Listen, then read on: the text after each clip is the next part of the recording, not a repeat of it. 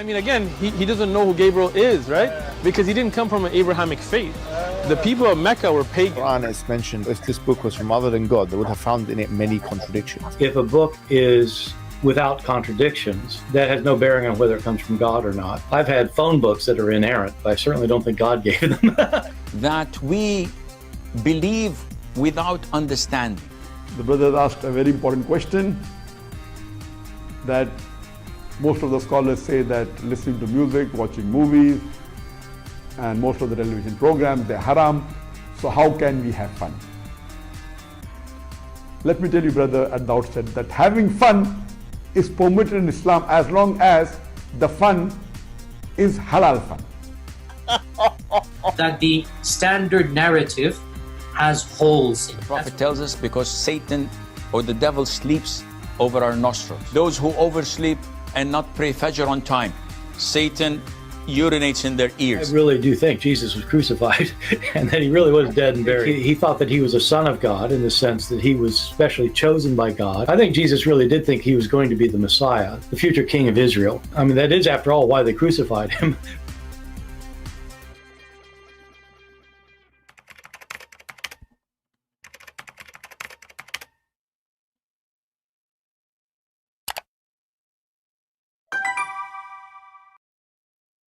Hello everyone, and peace of Christ to all of you. Please invite your friends and let us have some good time together, education, enjoying learning, and enjoying save Muslims most of all.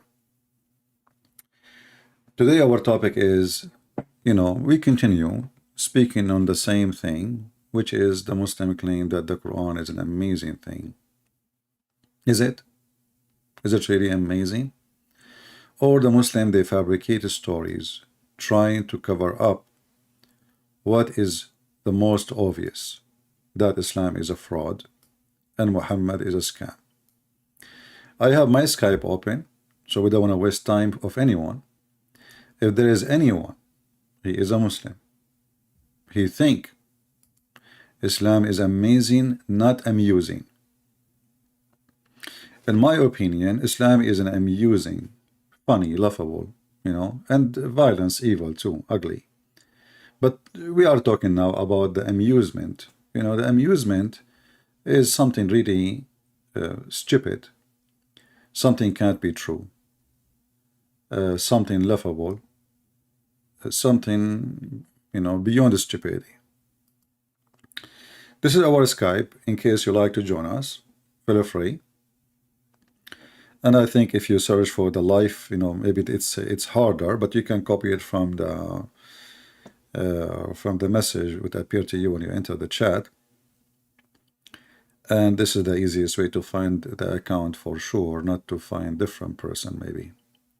So join us, feel free, and we will see if any Muslim really, including, by the way, we challenge those who, the sheikhs, the real, the real deal, the one who claim they have knowledge, they claim that they can really refute us.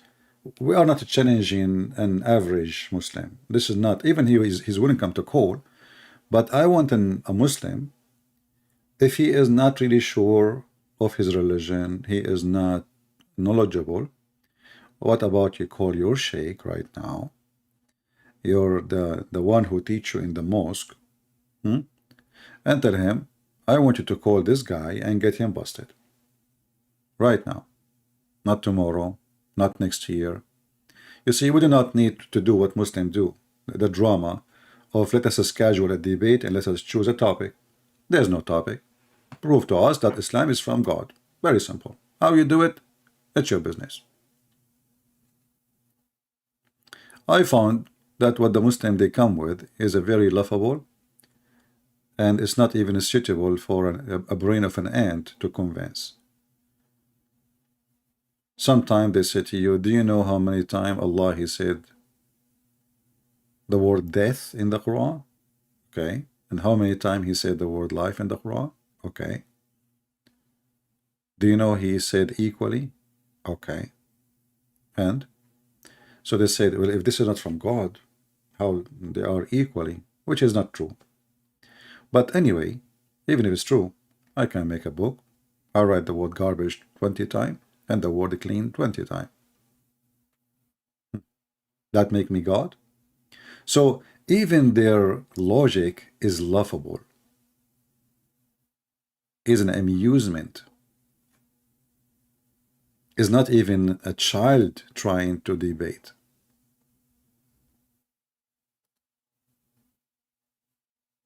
How you want to convince us that Muhammad is a prophet? And you know,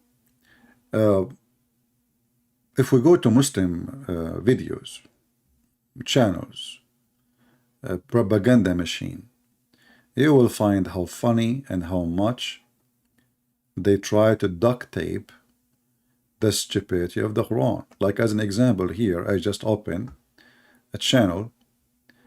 It says the story of Gog and Magog. And then the sun set in murky water. Okay, that's good. And then the Muslim here, he is saying, those Christians, those Hindus, those Jews, those Buddhists, those batata, potato, tomato, they think they got something against the Quran. They think, because they don't understand the language of the Quran. They think that the Quran is teaching wrong. When he reached the place of the setting of the sun, he found it setting in a murky pond or in a murky water. And then a second after, he will start saying to you, well, because they don't understand the language of the Quran and they are stupid, supposedly, you know, you people are stupid, Muslims are smart as usual, they think that the Quran is saying the sun set in a murky pond. No, the Quran is not saying that. The Quran is speaking to people at that time in the language they understand. And what the Quran wanted to say, that Zulqarnain, he arrived to the last point in the earth. Is the language of the Quran. Okay, they can't come and teach us about the Quran now. You cannot teach them about the Quran. You cannot. No, you cannot. You know, the funny is that the Muslim is saying you cannot teach about the Quran, and then Allah himself, he said to Muhammad, if you have a doubt about what revealed to you, go and ask Christian Prince. Is it this is your God?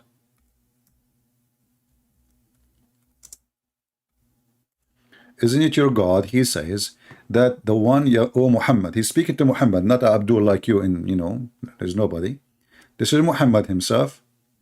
If you have any doubt, go to the Christians, Christian Prince. It's in front of you.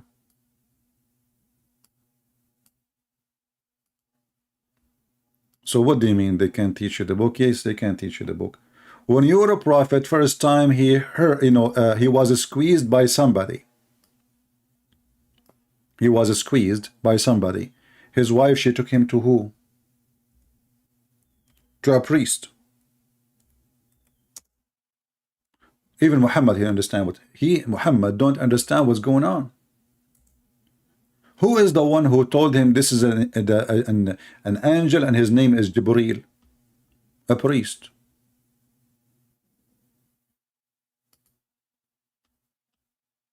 The angel never said to Muhammad, I'm an angel. He just starts squeezing him, which is a very stupid story. And this is a different level of stupidity. So when this happened to him, he went to his wife. He was shaking like a chicken. His neck is twitch. The muscles in his neck is twitching. He came to his wife and he says, cover me, cover me. And the story in front of you. And then the wife, after Muhammad, he faces a terror. His neck muscle was twitching with terror till he entered upon Khadija and said, cover me, and she covered him till the fear was, like the fear get away from him, right? Fear. Why Muhammad is suffering from fear. And then she took him to a man, his name is Waraqa ibn Nawfal. And the hadith says that Waraqa, is a person who become a Christian and he was translating the gospel into Arabic, and this is the Quran. So when a Muslim they say, and they make a mockery, says they want to teach us the Quran. Now they want to do what? They want to teach the Quran. Can you believe it? I mean, those Christians, they want to teach Quran. When his book says, yes, they teach you. They teach your prophet too. And then this guy, he says, didn't understand the language of the Quran, and they try to teach the Quran.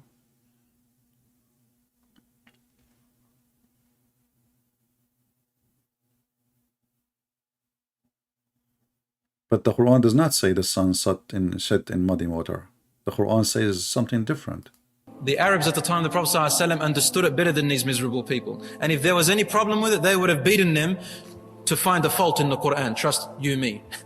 So these people come and use half-suck twisty English, and they try to explain the Quran through their miserable ways. The Quran here is talking allegorically, because the Quran addresses human beings. Now this is a channel. It's called One Islam Production. So we give them a credit so they cannot complain. And we are using for with copyright of use fair or fair use. One Islam Production, laughable video, and we saw and we heard what this guy he just said. So what about we go and see what Muhammad he said? Was Muhammad wrong in the explanation of the verse? This is Muhammad explaining the verse. This is not the Christians, this is not the Jews, this is not the Hindus, this is not the Buddhas. Read. Do you see how they lie? This is their prophet. I was sitting behind the messenger of Allah, who was riding a donkey while the sun was setting. He asked, which means Muhammad, do you know where this is set? I replied, Allah and his messenger or apostle knows best. He said, it's set in a spring of warm water. So in the video he says, like if somebody says to you the sun set behind the hills, does that mean that the sun is going to be behind the hill really? But this is not what the Quran is saying. And this is what your prophet is saying. And as you see, this is Sahih. And this is the reference. And by the way, if you ask Muslim, they will say we don't accept this because it's an embarrassment. Sahih mean authentic. This is what Sahih mean. Authentic.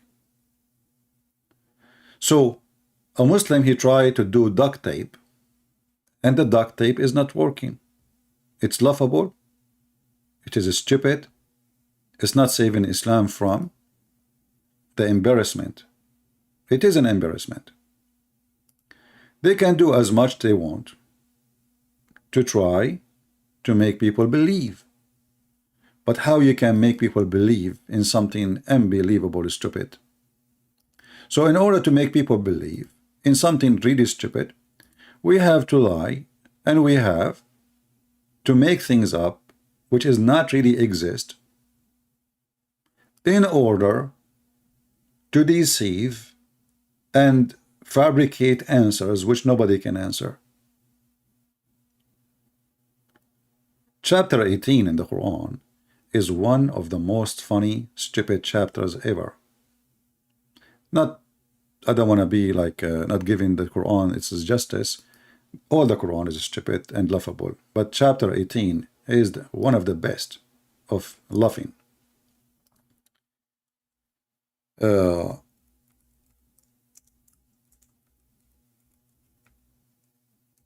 us see if somebody want to join us in Skype. Let's see here. I'm going to type something first in the description.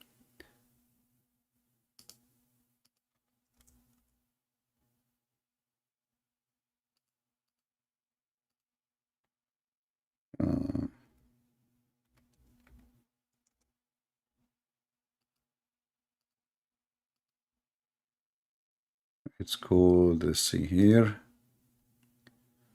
Okay.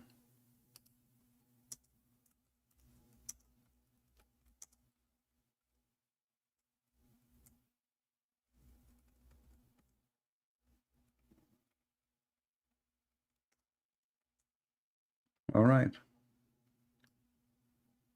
And now we go to Skype.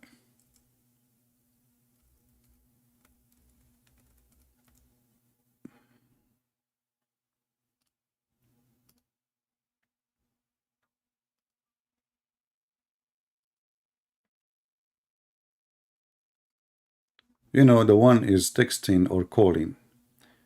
Your name is not a Muslim. Why you are texting me?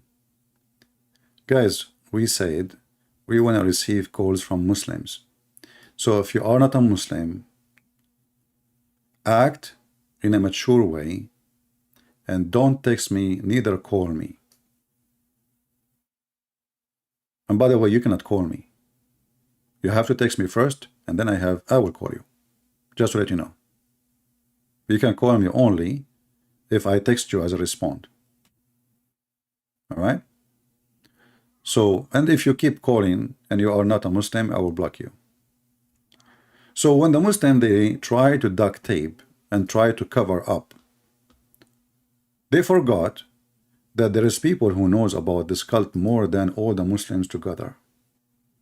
They forgot that we are the one who speak Arabic, not them. Muhammad do not even know Arabic. This is why Muhammad, he make up his own Arabic. Let me block this guy. He keep calling. Obviously, he's an idiot.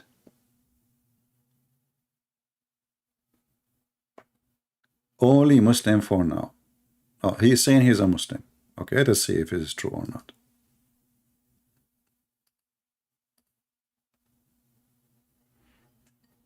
I will call him and check and see if he's a Muslim or not.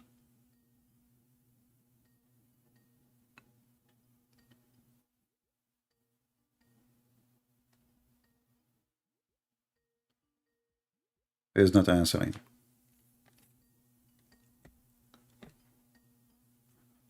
So as you see, the Prophet, he explained his book very well, and he made it clear that the sun set in the murky water. And if Muhammad do not know what the Quran mean, and then a guy in YouTube or a sheikh, he grow a beard by adding fertilizer to his, you know, his face, that will be more funny. We are talking about the one, the founder of this cult. This guy is not answering, so we will block him.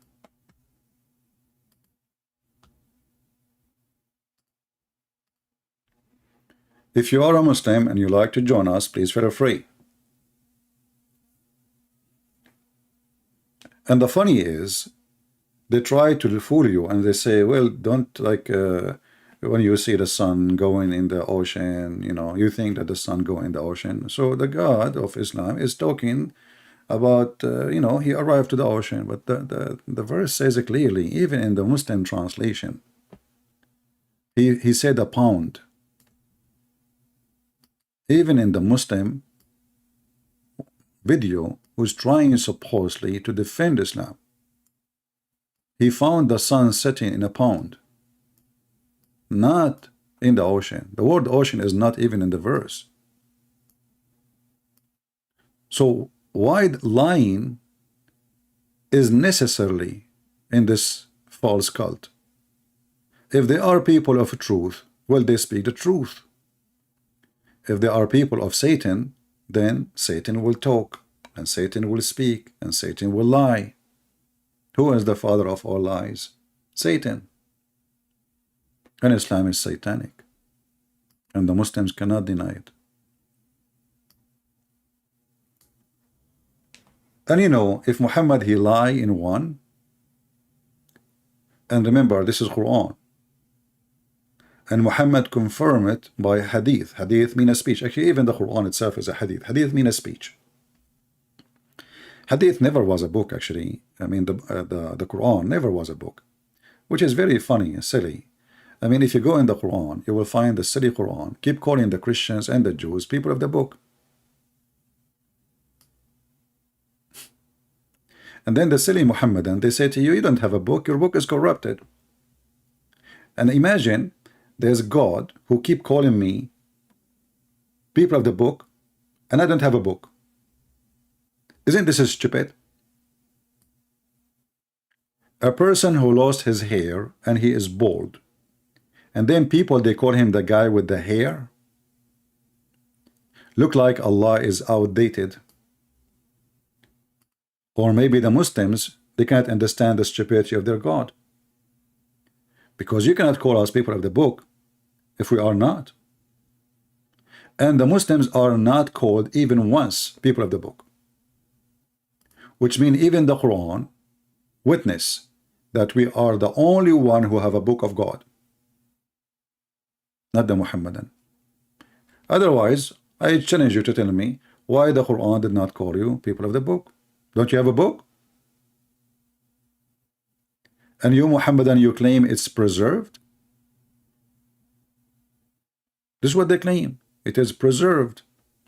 And not to forget that the preservation story is very funny and very dummy. Because the first caliphate, he burned the Quran. And yet the Muslims, they get so angry if you burn the Quran. And by the way, I'm against burning the Quran. Why you want to burn a laughable book? We need it. Laugh at it. Expose it. If I burn the Quran, we will laugh at what?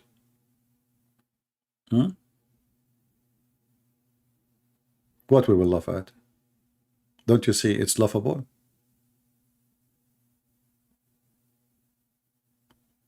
Do we have any Muslim he is proud? You know, today I am planning to go a little bit farther, like I would drive little distance, because I decided to visit the Valley of the Ants.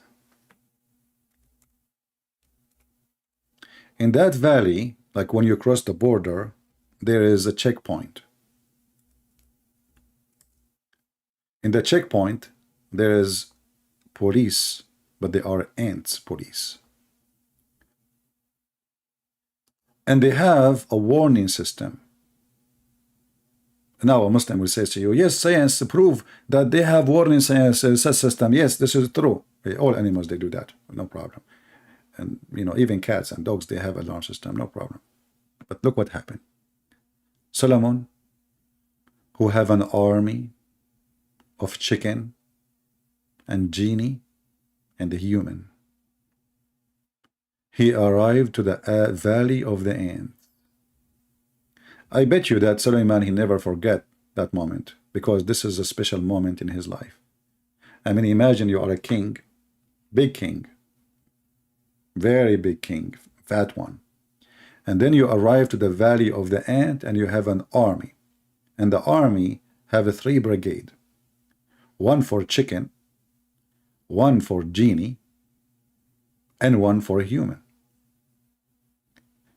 And according to Muhammad, this army, all of it, sit in the left corner of the roof of Solomon. But yet this army, all the way from Jerusalem, all the way to Iraq, to the Babylon. I mean, do you see how big this army? Yet all of them, they are in the corner, you know, in the, the corner of the roof, brother. And they put, and their legs is down.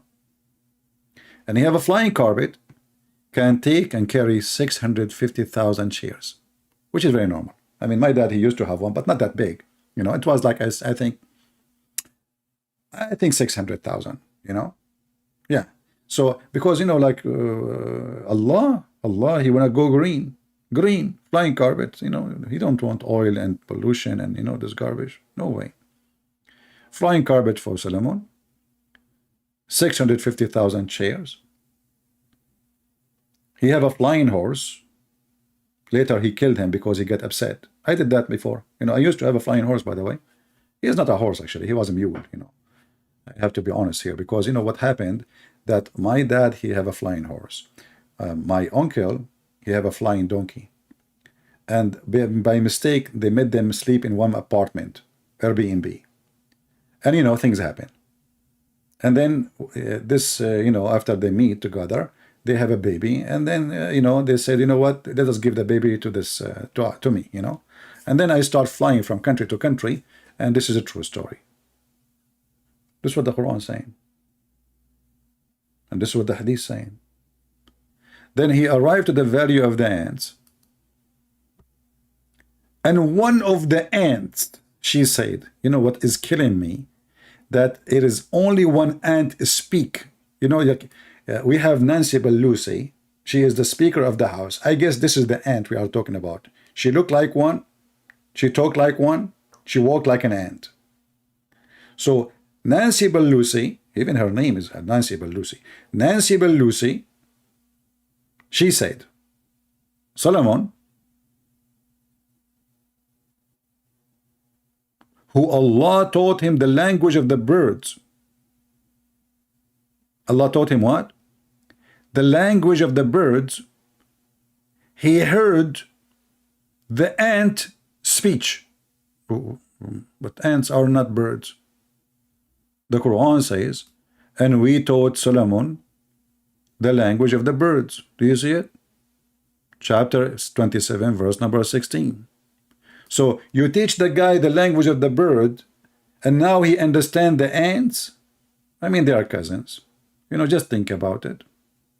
You know? Birds, ants. Yeah, I mean, very close. Ants, they have feather too. In the time of Solomon, they lost their feather because of global warming. They used to have a lot of feather at that time. So Allah, he taught him the language of the bird. And you ask yourself, what is this silly, stupid thing? The language of the bird. Why? He was doing da'wah to them. Why Allah taught Sulaiman the language of the birds? Any Muslim can tell us?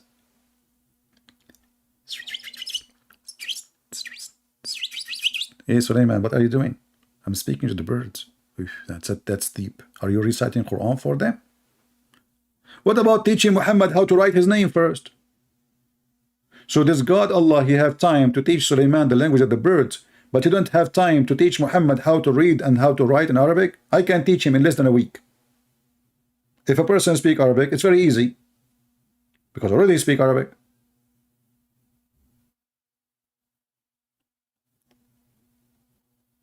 And then they say to us that they are amazed by the Quran. Anyway, we continue.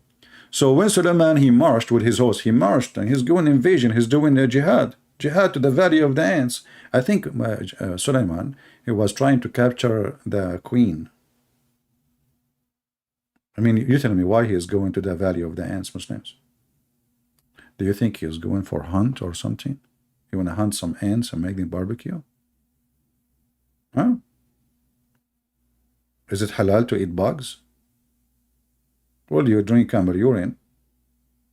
So which one is one? Anyway, so he marched with his host of jinn and man and birds, and they kept all in order and rank. Look at this, look at this. So the chicken, they are in ranks, brother. In rank. Millions, billions of them. And they are walking in rank, and they are wearing army boots. Muslims, they were carrying swords, or they are using just their peak. Take a peek. And then they go and they make videos about how amazing the Quran. Anyway, go, our Skype is open. Not a single Abdul.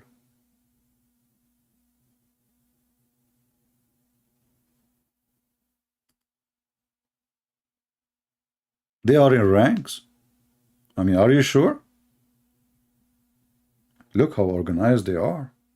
How much training those chicken they have. Imagine you have an army of birds and all of them, they are in ranks. That's amazing. Like they walk step by step together, like the Russian army.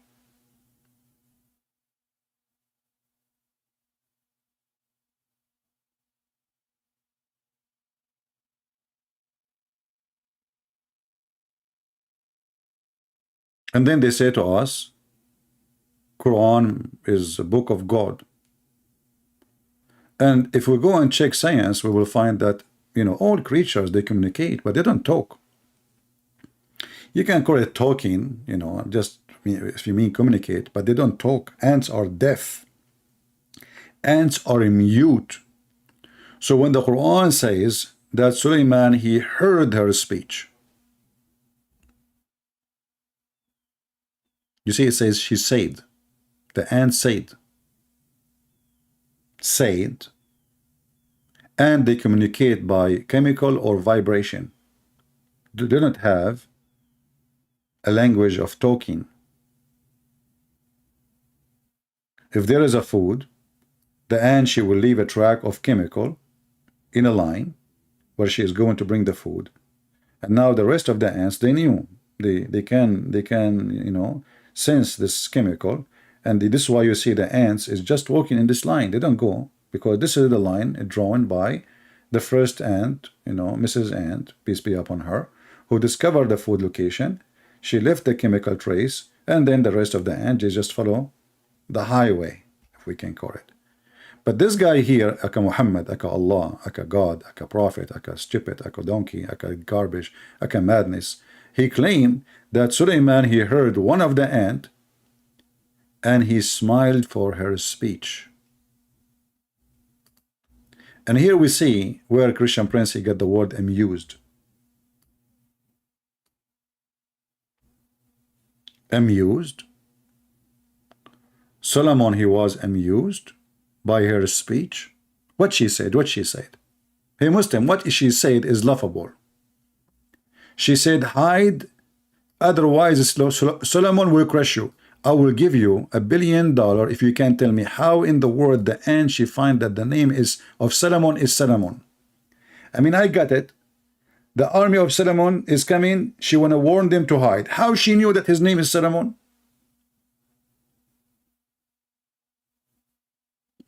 Are you saying to me that when you walk in the street, Muhammadan, one of the ants she say to the other ant, hide because Muhammad is coming? How she knew your name?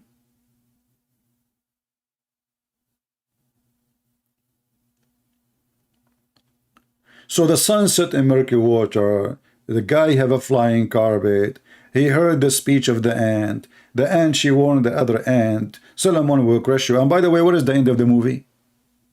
That's it. Suddenly the movie is over. He arrived to the valley of the ant. One of the ants, she said, hide, otherwise Solomon will crush you. And then he laughed. And what happened next? I mean, what kind of a story this story is? And look how important this is story, that God who created the universe, he want to share it with us. An ant, she said to the ants,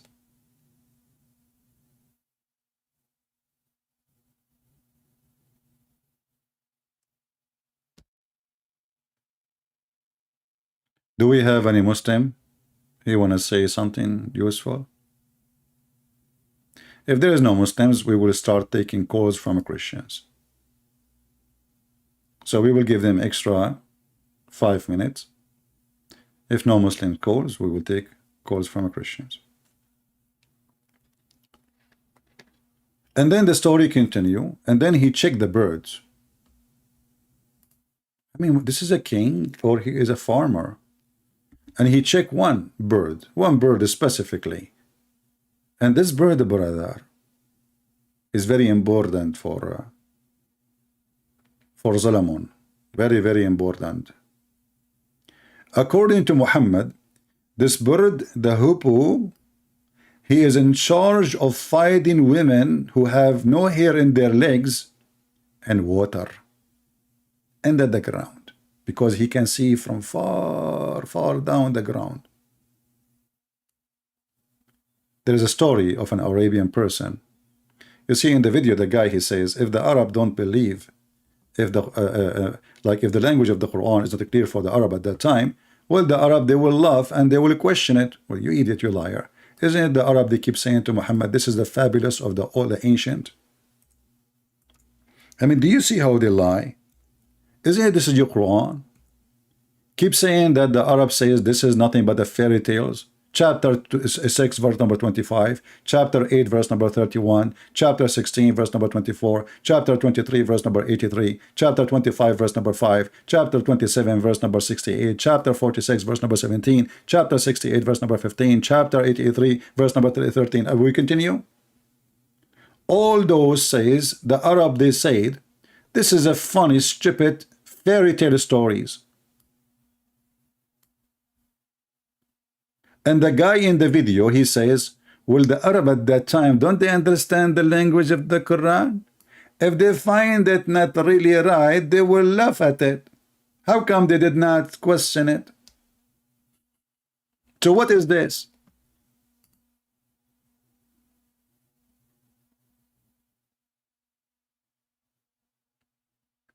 Does it say that this is a fairy tale?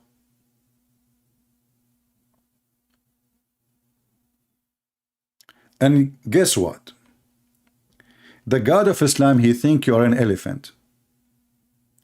You see the Muslims, they say, like you see this verse here, chapter 68, verse number 15. The verse after it, it says, the translation says, and we shall mark him upon his nose. The one who say those things. But in Arabic, it doesn't say nose, it says khartoum. You know what khartoum mean? Who knows what khartoum mean? You know how the elephant, this long thing in the face on the elephant, you know, this is khartoum. A human being, he have khartoum? Since when? And they say to you that the Quran is an amazing Arabic. And by the way, why you want to mark him in his nose?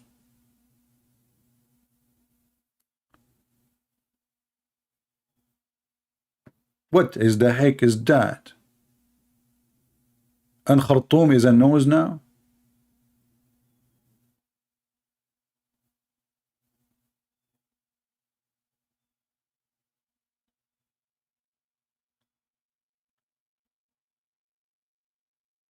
As you see, there's no Muhammadan.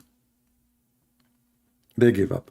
If you are a Christian, text me first and we will take you. If you have any opinion you like to share, feel free. Now we take calls from Christians if there's anyone would like to share. And don't worry, this is Skype, so like your camera will not come if your camera is on, but no need to you know, just choose the voice call. And I will not let the voice come through unless I am sure that this is not somebody is an idiot trying to play games. Do we have any Muhammadan would like to say anything? So all those videos of a duct tape trying to cover the stupidity of the Quran, it didn't work. We are here. And actually, you Muslims, you inspire me today to write a book, and I will call it Amazing or Amusing Quran. I'm really thinking about it seriously. And then I will collect some stories, not to, because if I will collect the whole stories, the whole Quran is a joke. And then I will, like the book will become like 2,000 pages. This is what happened to me when I started writing my first book, Deception of Allah. And then the 300 pages, 400 pages, 500 pages, I said to myself, where I'm going? I mean, this is really endless. So now I divide the book to 2 books, but I'm not done yet.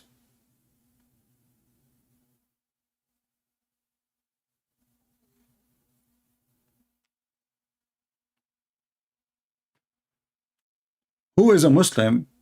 He is proud. Where are they? And the funny here it says, speaking about Allah, Allah, he said, such is your Lord. La ilaha illahu. Have you ever heard of a stupid statement like this? Allah is taking shahada. And then he says he is the creator of all things. Okay, we will let it go. If you did not say in different verse that Allah is the best of the creators. I mean, is this God is aware of his stupidity? How in different verse or verses you say he is the best of the creators, and now he is saying he is the creator of everything. Chapter 23 verse number 14. Chapter 37 verse 125. Allah is the best of the creators. Let us use duct tape. Allah in the previous verse, he is the only creator. Allah in the following verse, he is the best of the creators. You ask the Muslim about this, they will say to you, don't a human being create a bicycle? Huh? Bicycle. What bicycle? We're talking about creation. Yeah, you know, like in YouTube, they call you creator. Don't you create videos? Yeah, Abdul, we're talking about creation in the meaning of religion. This is not a creation. What this is? What creation? Somebody open his camera and taking selfie or talking. That is a creation now. When Allah, He said He is the best of the creator, is He creating someone? She is trying a bikini in YouTube? And Allah is saying He tried bikini too?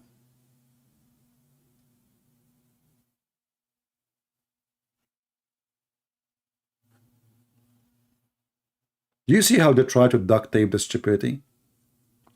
And then if we check behind this story, we will find that the guy who is the scribe of Muhammad, who is the brother of Uthman ibn Affan, the caliphate, he was the scribe of Muhammad. And when Muhammad, he finished saying, and the bone, and he closes the bone with the flesh, and then he brought forth another creation, Muhammad stopped talking. Abdullah ibn Sarah, he said, blessed be Allah, the best of the creators. Muhammad the fool, because he's a fraud, he said to him, put it there. He said, but what? He said, what you just said. The guy, he said, but this is me who said that, not you. He said, Muhammad said to him, it was revealed to me the same as revealed to you. So then this guy, Abdullah ibn Sarah, he discovered that Muhammad is a fraud. He said, well, if Muhammad is a prophet and revelation is revealed to him, well, I received it first. So the coward Muhammad, he copied the statement of the scribe. He added in the Quran, and then the guy left Islam, and Muhammad, he ordered to kill him wherever they find him. And then this guy, he went to Uthman and he hid in his house. All right.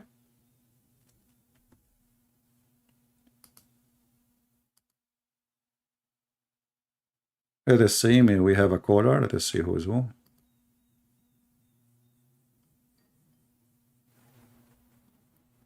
Hello? Hello, yes. Hey. It's me. How are you doing? FY, how are you doing, man? I'm fine. Oh my goodness gracious. God bless you first. Thank you. I just one thing to say. I don't accept one thing. You know, we accept I am Muhammad. I accept only cash or version. Sorry. You know, we have rules. I give you, man. I give you. Yeah, we don't accept one thing. You know, you're talking to Prophet Muhammad himself now. You know, come on. If whatever God give me, I give you. How about that? No, I'm just joking. You know, I'm just joking. Yeah, but I will take. Don't worry. You know, like I'm Prophet Muhammad. Everything is welcome, and you cannot talk to me in private unless you have to pay something, like the Quran says. What do you want me to pay? I tell you. No, I'm just joking. I'm just joking. If you have baklava, that would be good. Go ahead. What do you want to say, sister? What is it? Surah Al-Ma'idah, when he says, I completed all your religion today. Yeah. To all these Muslims that are listening. What does that mean after that? So you are asking the Muslim, what does that mean when Allah, He says... I'm asking you explain it when it says, I gave you everything. I completed your religion. Does it mean it's enough? There's no more verses coming after? You see the stupidity of the Quran, that the one who made the Quran is an idiot. This verse, to be accurate, it should be the last verse Muhammad he's saying. Like the guy maybe is dying, you know. So he said, today I completed. Jesus in the cross, he says, it's complete, it's finished, right? In the cross. Not in the beginning, he says it's complete. So now in the cross, because the journey to the cross, his mission, you know, to come to us, to save us, and in the cross is already accomplished. I am in the cross now. It's complete. Muhammad, when he said that, if this is a Quran, as Muslims they say, it's a preserved. I mean, the guy, he said to you, it is, I made lawful for you the following. You eat those things, you don't eat those things. And then suddenly, that is complete of Islam. So Islam, all of it is about, you can eat pork. We cannot eat pork, but we can eat chicken. And now the Islam is complete. That is very silly and this is very stupid. But this is because the Quran, is a book which is not a book. The guy was saying a statement here, a statement there. Muhammad, he died, the Muslims, they start collecting, and then they insert this verse in this place. Even the Muslims agree that this is not the correct place for the verse. If you ask the Muslim, what is the first verse Muhammad he received, or chapter? They say where the angel says to him, read. You remember? He squeezed him, and he said to him, read. Okay, where we can find this one? It is 96. So the first one Muhammad he received, it is now 96. Where is the first one then? Where is the second one? Who is so? And they say to us the Quran is preserved. So, and this is what makes the Quran more stupid than the way it is, because now, you know, like if God is speaking, he's speaking order. So if we want to find the story of Moses, we will find it all over the place. Do we find the story of Jesus in one chapter? No. Do we find the story of Moses in one chapter? No. Do we find any stories in one chapter? No. So everything is scattered, you know. It's like, you know, you have a kid, you want to keep him busy. You bring some candies and some rice and some whatever, like seeds, and you mix them together, and you say to him, I want those things to be separated by the time I come back. So you come back, you stay away for 10 hours, the kid still is busy because now he have to separate. This is the Quran. It's mixed up, the same as their prophet, the same as their God. Why do Muslims don't see this? They see it. I am. They see it, but who dare to question? Who dare? Come on. Who there? Nobody there. You live in the Middle East. If I live in the Middle East and you live in the Middle East, we will not even dare to say one word, because we know what will happen in 2 seconds. Islam is peace, remember? You know, George Bush, he said Islam is peace. Yeah. Only if they want. I lost your voice. Anyway, I don't want. Oh, do you still hear me? I hear you now. I think Jibril, he was maybe somehow squeezing your voice. Oh no, I don't. Yeah, Jibril. Yeah. All right. Okay, sister. Do you have anything else? Yeah, that's it. God bless you. I give the time for some other ones to call you. You God are- bless you. I'm always listening, CP, even if I don't reply, because either I'm working or busy with the kids. But I'm always listening. My husband will leave me one day. Remember? Well, if your husband, he will leave you, you know, he let him call me. I can find him a wife, okay? I can convert him to Islam, and then Allah will replace you. Huh? He always say, you know, he will always say, "Are you listening to CP again?" Yes. Yeah, but now if he knew that I'm going to get him versions from heaven, he will listen. He will start listening. Trust me, you know? Yeah. No, he doesn't take that bullshit. No, he doesn't like it. He All doesn't right. like it. Okay. Well, Take care. thank you very much for calling, and thank you for being here. Take care. God bless.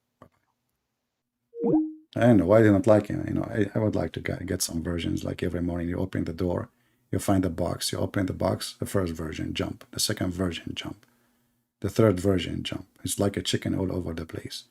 And all of them, they have big boobs. But, you know, I told Allah, I don't want 2 boobs. It's time to get a 3 and 4 and 5. It's boring.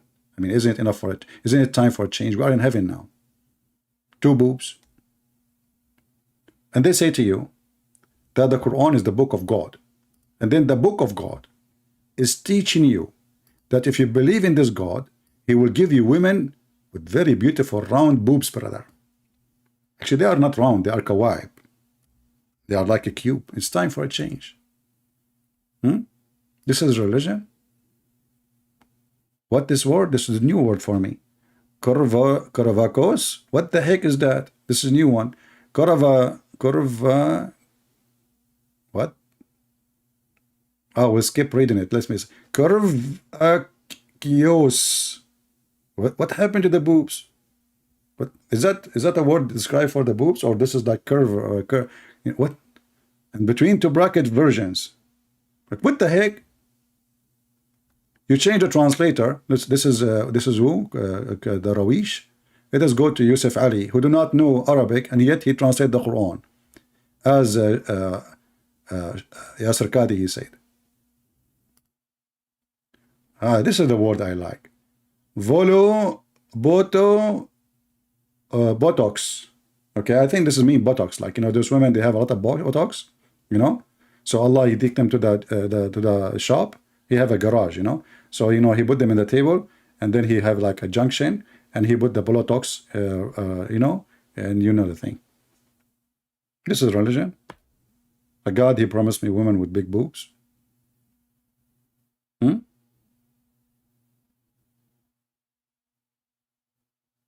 This is God. And today I completed your religion for you. So when she mentioned the verse, when Muhammad, he says, today I completed your religion for you.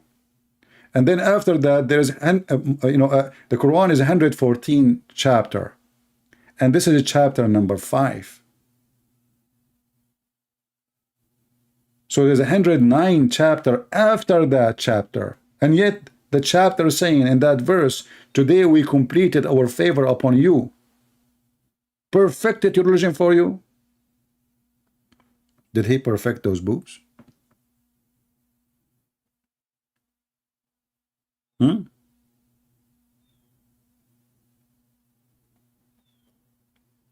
Somebody's asking, what is velabatos? Velabatos is women with big boobs. Hello? Very big. Huge. Like the camel hump.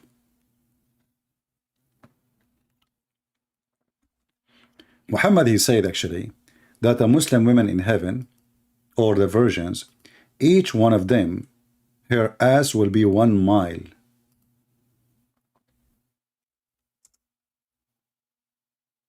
We have to be honest here. Women like it big. I mean men, sorry. Her ass is so big. Why? Any Muslim can tell me why the size?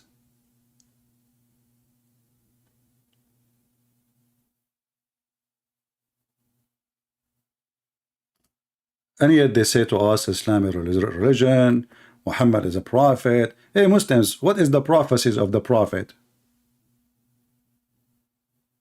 Somebody's asking why not 10 miles. I mean 10 miles, I think, come on, 10 miles is too much. You see, like if you want to walk just to visit the other side of her butt, yeah, you need 2 hours to cross if you are like in good shape, you know.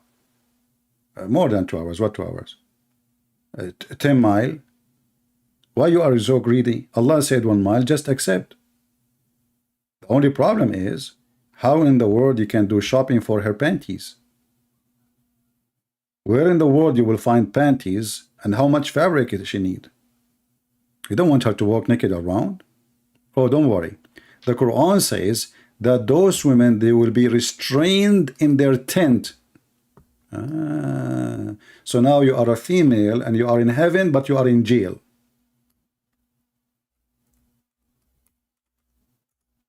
What the heck? You are now restrained? There is restraint order over you? This is heaven? In earth, you can go to Walmart, do some shopping. In the heaven of Allah, you are restrained. You can't go anywhere. You are locked in the box. Do you know why Muhammad, he promised them to be restrained? You do not need to worry about your women going around. They are fully controlled. They are just like chicken in the cube.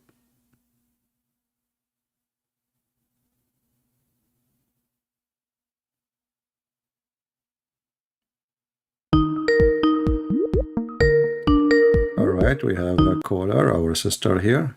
Hello? Hello? It says your microphone is muted. You need to unmute your microphone. Can you hear me? I hear you now. Go ahead. Okay.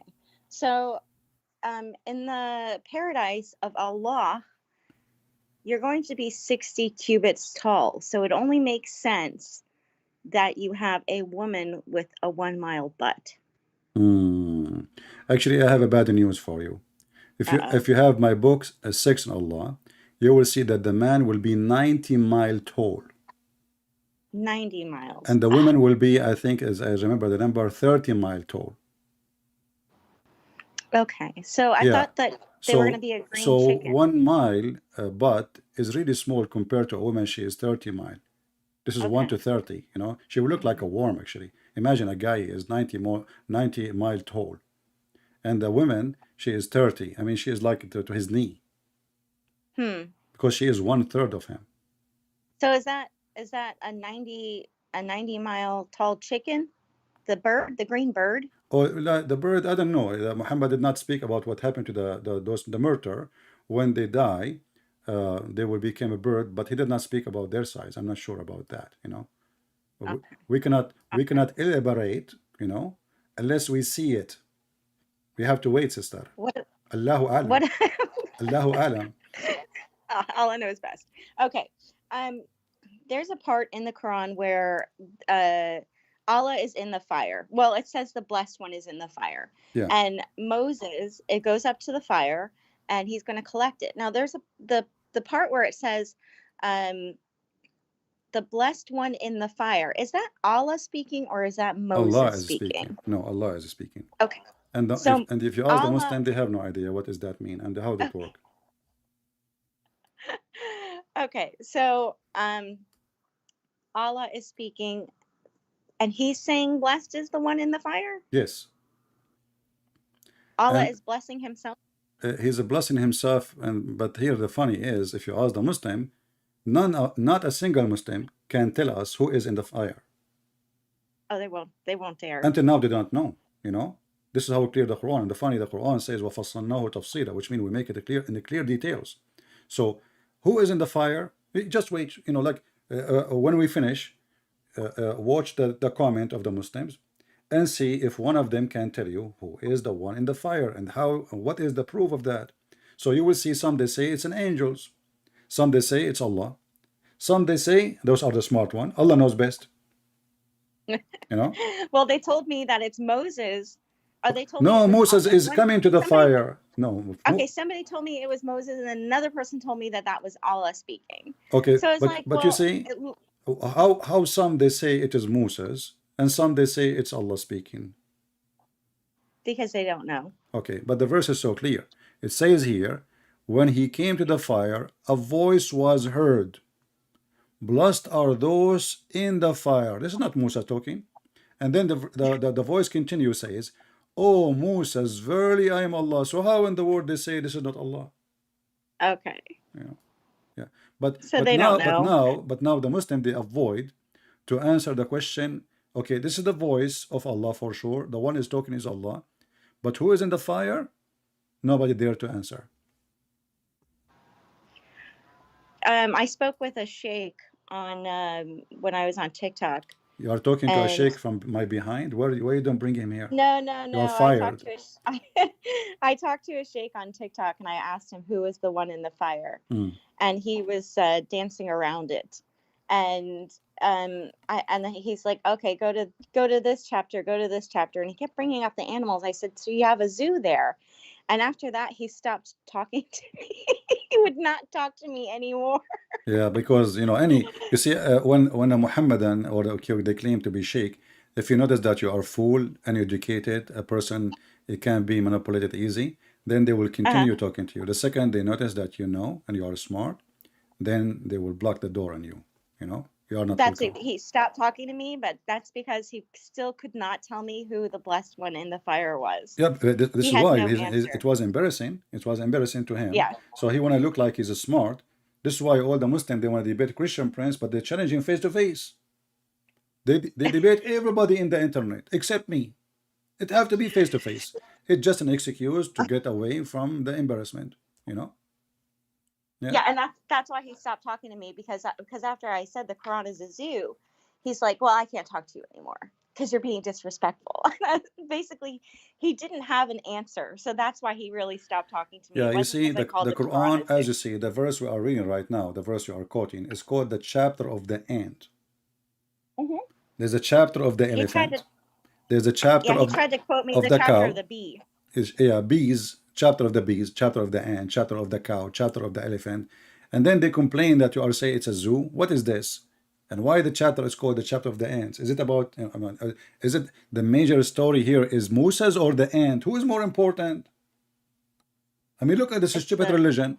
You see, the Muslim, they say to you, they choose like the most important thing in the chapter, and they call the chapter by it. So suddenly, that the story of Moses is not important. The end is important.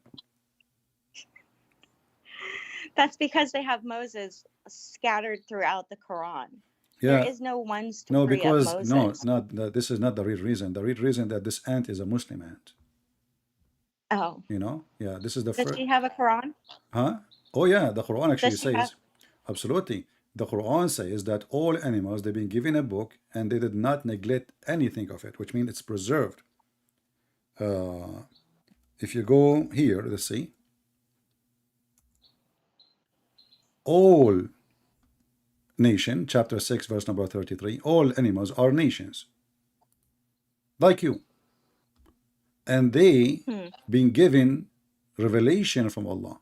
Even the flies, any animal who fly with wings, or animal who walk, or a creature who walk with legs, all of them, they are community like you. So the Quran make it clear that all creatures, all insects, cockroaches, rats, cats, dogs, monkeys, elephants, everybody is a Muslim. This is why you see in the Hadith the story of the monkey who committed illegal adultery, sexual intercourse. So when this monkey, she committed adultery, the Abdul, he witnessed, and this is a true story, by the way, because he was there, you know, he witnessed the monkey is stoning the female monkey because she committed adultery. So those are very conservative Al-Qaeda monkey. They are not like any, you know, they are very strict in Sharia law. If you read the story, by the way, here, it doesn't say the story. The story is really crazy. The guy, the husband, he was asleep, and he was sleeping over the hand of his wife, Mrs. Chimpanzee, and then another young monkey, he come, and he blink, and he tempted her. So she went, she took her hand slowly from under his head, and she went behind a tree, and she did cuckoo cuckoo with the handsome monkey. And then when she came back, everything was fine. The husband did not notice, he's still asleep. So she put her hand underneath again, and then he smelled. You know what I'm talking about. He smelled. Yeah. So he started sniffing her, and now he discovered that she was having sex. And then he starts screaming, you know, and all the monkeys, they come, and the Sharia law court accomplished, brother, and then they decide to stone her to death because she is a fornicator and she cheated her husband. You know, it's what I don't understand is, why doesn't Allah give somebody else the power to talk to the birds again, and this way they can recite the missing Quran verses of breastfeeding adults? Who said nobody talk to birds again? Here we go. Come on, here we go. I got you busted in 2 seconds. So alhamdulillah, alhamdulillah, alhamdulillah. Okay, God bless you, CP. Thank you. Thank you very much. You think you can debate Islam and you can defeat Islam? What do you mean Allah did not give the order to Muhammad? He spoke to the lizard. And not only a lizard, he was a dead lizard. A Bedouin man came to Muhammad, and Muhammad said to him, why you don't convert to Islam and say Shahada? The Bedouin man, he says, if this lizard convert to Islam, and it was dead lizard, if this lizard took Shahada, I would take Shahada. And guess what, brother? The Prophet, he start asking the dead lizard serious questions. Who's your God? And the funny is, the Quran says clearly that Muhammad has 0 miracle. The Quran, so all those stories written long after Muhammad died, and the Muslims, they start fabricating stories to cover up the stupidity of this religion. So he asked the lizard to talk, and the lizard, brother, he start talking. Let me see if I can find the story. Okay.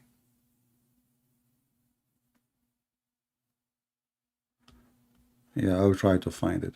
Let us see. I think we have somebody trying to join us. We have a person. His name is Muhammad. Let us hope he is a real thing.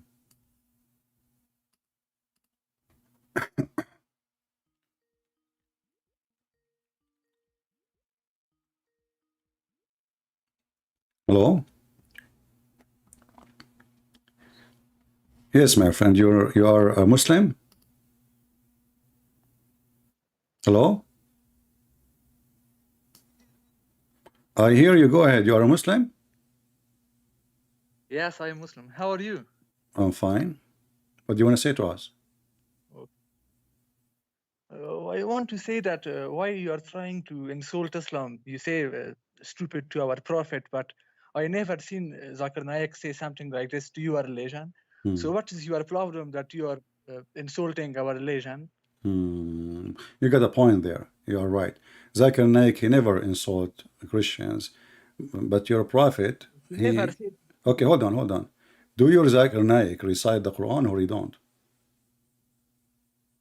Yes. Okay. Yes. Does the Quran say that the Christians are kuffar? Yes. Okay. Does the Quran says that Allah will erase their faces and their noses if they don't believe? Listen, kuffar. Does the Quran says that they are worse than animals and they are pigs and monkeys?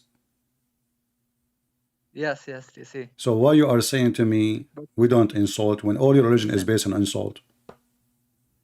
Do your prophet do your prophet insult Muslims? No, it is you are spiritually unclean, but not physically. It's just spiritually non-Muslims are not clean because they don't believe in true God. I'm asking you why your prophet he insult the Muslims?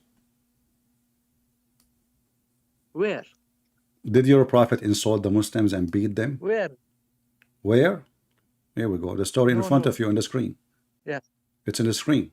It says here, Muhammad, he said, "O Allah, I am a human being. And if any person among the Muslims whom I hurt or hurl, like I hurt him, I abuse him, or invoke curse on him, give him whipping." Your prophet is whipping people unjustly. Make it a source for purity and mercy. Do you see it? Yes, I think it's not Sahih Hadith. This is not Sahih Hadith. But here it says this is. It says Sahih Muslim here. Islam, like it says Sahih Muslim. Listen, enemies of Islam that day and night they are trying to against Islam. There are a lot of enemies, but you will never succeed. Remember, Islam is the fastest growing religion everywhere. Are you growing too? Yes, I am growing. I don't know.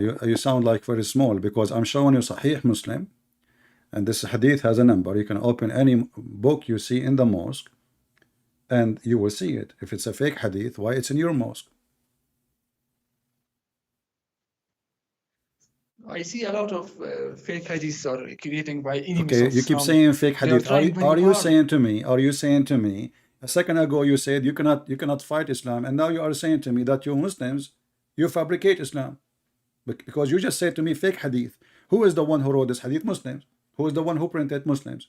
Who is the one who taught it? Muslims. Who is the one who published it? Muslims. And now you are saying to me you cannot fight Islam. So you are saying to me that we Muslims are a bunch of liars when you say this is a fake hadith. Who is the one who made this hadith? Oh, we write Sahih hadith, but there are enemies of Islam that they write not Sahih hadith, and they talk lies against our prophet. Okay, I will tell you a story. What's your name, my friend? Muhammad. Dawood. Muhammad Dawood. Okay, Mr. Muhammad Dawood, yes. All right, my friend. I will tell you a story, but please don't make fun of me. This is a true story. I have my grandfather. Okay. He died, and he was standing for a year, and nobody noticed that he is dead because he was holding a stick. If I tell you this story, you will start laughing at me because you are not a nice person. So do you believe it or not? Yes. Tell me again. I don't know. Huh? English is bad. Tell me Okay. again. I have my Tell me grandfather. again what? I have my grandfather. He's very old, very old. So he died, and he was standing holding a stick in his hand. And then, he have wife. She come to the room. She talked to him. He don't answer. And he was doing that like for a year. And his wife and his children did not notice that he is dead because he was standing holding a stick. What do you think about my story? It is the power of Allah. If Allah want anything is possible. It is miracles. He did a lot of miracles. This is a miracle. We cannot find the power of Allah. Okay, you just said a second ago that people, they fabricated stories. And I'm asking you, can you find me one person who died standing holding a stick and nobody noticed that he is dead?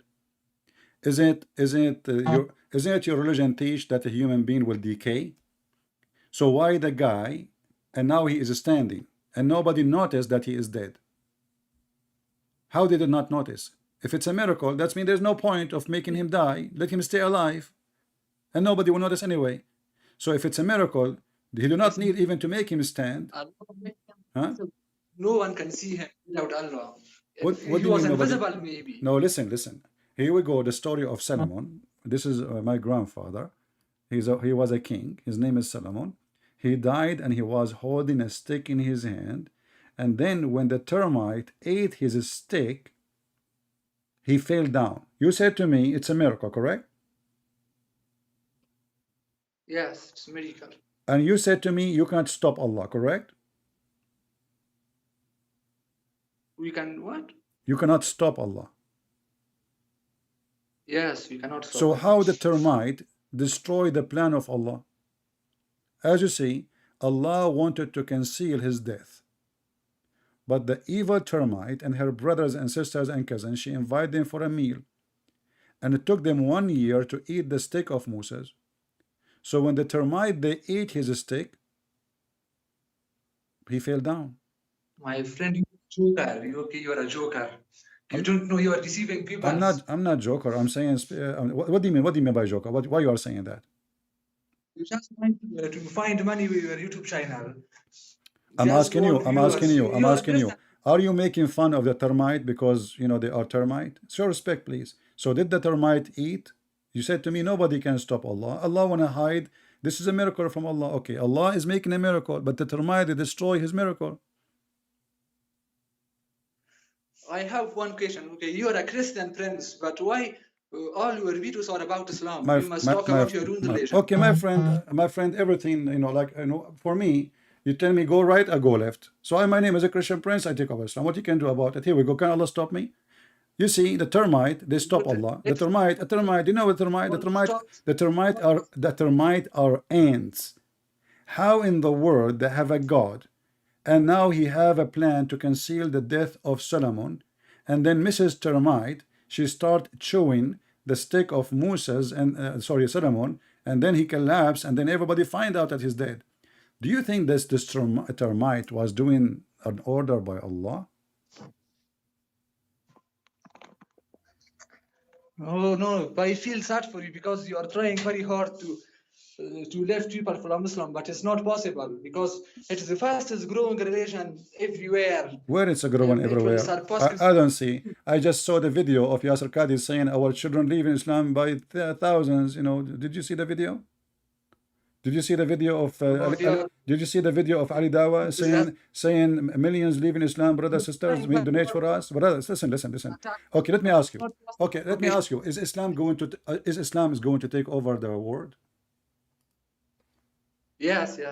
So no, it's not possible because they will not allow, because they are the leaders, they are evil leaders in the West. They will not allow, but in our countries we can grow our numbers. It's fastest growing religion. Okay, so why? Yes. I heard that Islam will go back small and will go inside its hole like a snake. Yes, it will be in last times that. No, it's not last time. But you just said to me, nobody can stop Islam, and now you are saying to me Islam will be like a snake going in the hole and will be small. It will be only in last time. In Doesn't the day of matter, Qiyamah. doesn't matter, doesn't matter. So you lie, you say to me, Islam, nobody can stop Islam. And the Quran says they try to take off the light of Allah by their mouth, correct? And now you just admitted that Islam is going to be small in the end of the time. So at the end of the movie, my friend, Islam is dead. This is what your prophet said. Did you watch? Did you watch the movie? Did you watch Sylvester? Did you watch Sylvester Stallone? Brother, did you watch Sylvester Stallone? You watch American movie. In the end of the movie, the only one who lived is the hero. So according to Islam, Islam is according to your prophet, according to you, and you agreed that in the end of the time, Islam is dead. Why?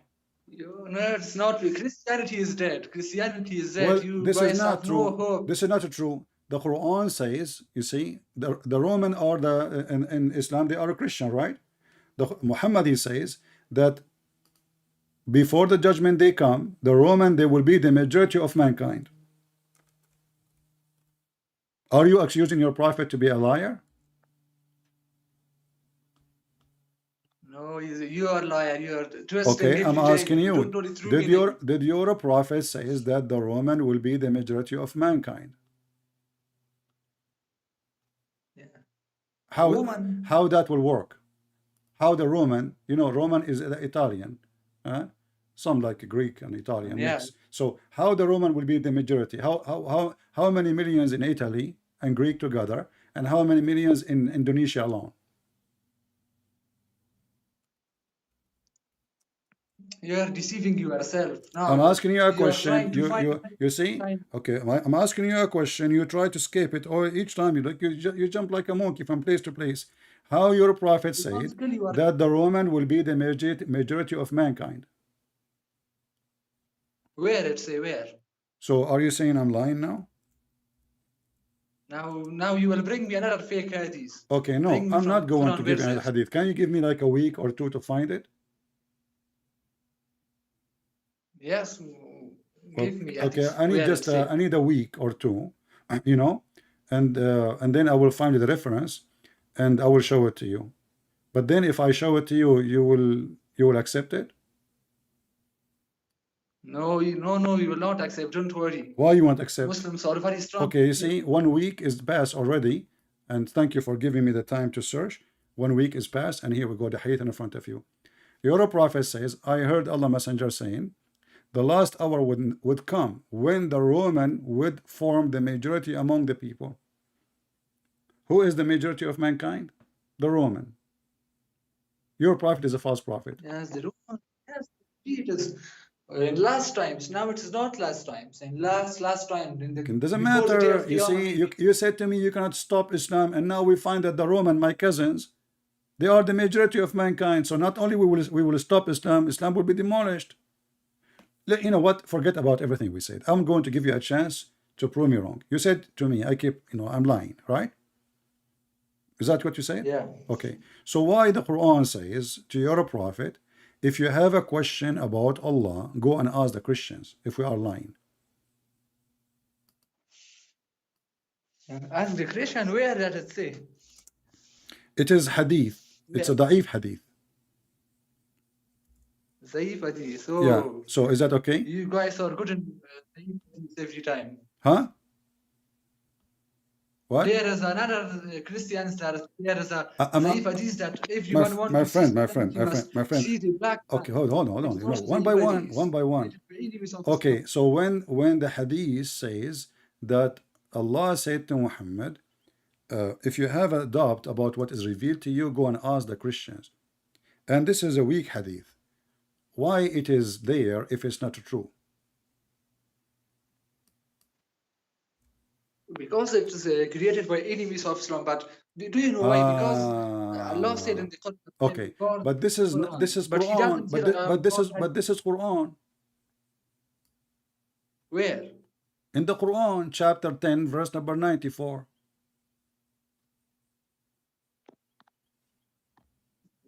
Where? Show me in the screen. It's in the screen right now, chapter 10, verse number 94. Okay. Now read it for me. I do not know how to read. I'm illiterate like your prophet. You read it. Go ahead. You're You read the I know you are a Quran. You read the joker. That is Quran. why What language you speak? What language you speak? What language you speak? What is your first language? it doesn't matter. I'm not telling my country. Okay, just tell me it is meaning if you have It says, anything. O Muhammad, if you have a doubt about concerning what is revealed to you, go to the Christians. Those who read the Torah and the Gospel. This is us. The verse in front of you. And you said to me, this is fabricated. You are the one who said this is fabricated. Everybody heard you. Even Allah, he heard you, even though he's deaf. Did you say this is fabricated? No, I think it have meaning. You are twisting here. It have other meanings. You must Give me the ask meaning. Okay, give me the Islamic meaning. scholars. Okay, give me the meaning. Here we go. I'm just listening.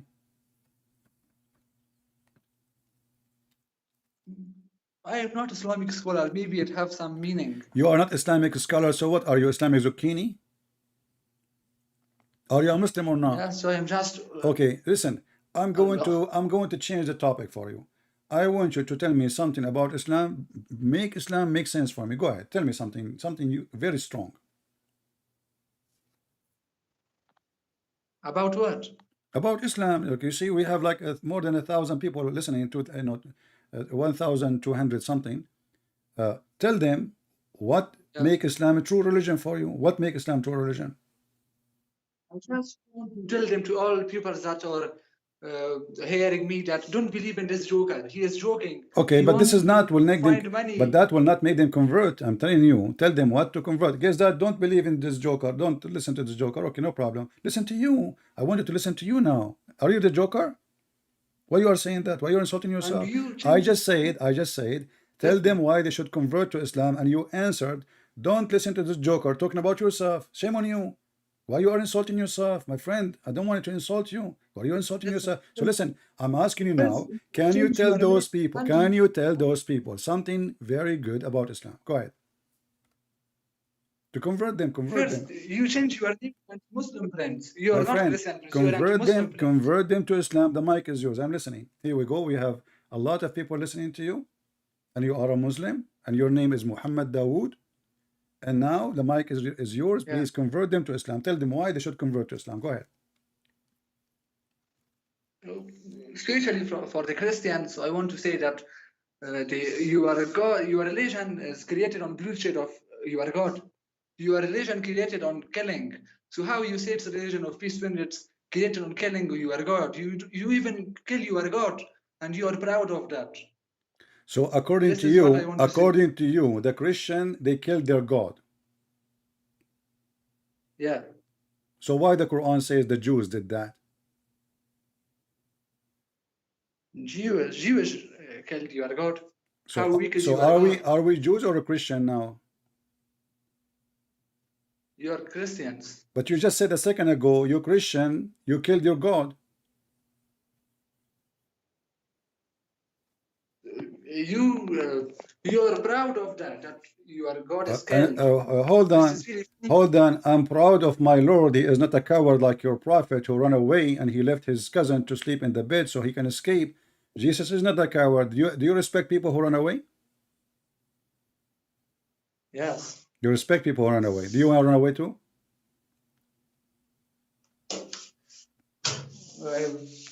What are you? I don't know what are you saying. You do not know what I'm saying. Okay, let me ask you. Listen. I don't have really much time to speak to you, but I'm going to give you extra time because I have to go.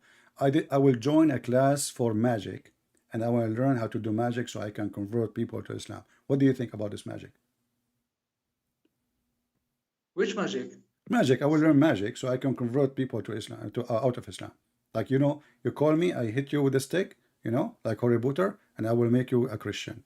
What do you think about it? I will go. I paid $100 for 2 hours. It's very expensive. The guy is, because he's a really big witch. Unbelievable. True story. So I'm going to learn how to do magic, and then I will use magic. Like I will say certain words. I did not learn them. I wish I know them already, so I can say them to you, and right away you become a Christian. So what do you think about I open after I learn, and magic is cool? Is that haram? Magic, yes, it's haram. It's haram. So why your God Allah he open a magic school? Where? What's wrong with you? Each time I say to you, it's in the hadith, in the da'if hadith. No, it is not. It is. Do you know meaning of mu'jiza? This is not the question I'm asking you. Isn't your prophet in the weak hadith? He said that Allah he sent 2 angels to teach magic and to open magic school. Nowhere. In the hadith, what's wrong with you? It is fake. You are just deceiving yourself. So this is, you are saying to me it's a lie. Allah will never open a school of Harry Potter. You say it's fake ideas. It's not my if it's not my fault. It's not my fault if it's a fake. You Muslim made it. This is the fake hadith can be found in the Quran, chapter 2, verse 102. Allah he sent 2 angels. One his name and the funny is amazing, by the way. It's amazing. The first angel, his name is Harut. You see where the name Harry Potter is coming from? This is the original. This is the original school. Harut and Marut. They sound like they are cousins, don't you think so? So Allah he sent 2 angels. One of his name is Harut, and the other one his name is Marut. And they landed in the Babylon Tower, you know, the elevator to Allah. And then they open a school, and before you join the school, you have to sign disclaimer. It says, we teach you only as a trial. Okay, sign here. You said to me that this is the da'if hadith and it's a fabricated, which means you don't believe in such a stupid thing, right? Yeah, no. What no, you are insulting our nations. What insulting? Stop being a yo-yo. Listen, Mr. Yo-yo, listen. Do you believe that God will open a school to teach Harry Potter magic in Iraq, in the Babylon? What? Yes, I want an answer. Yes, you believe, huh? Yeah. Okay. And why Allah wanna open a school to teach magic? Is magic is evil or good?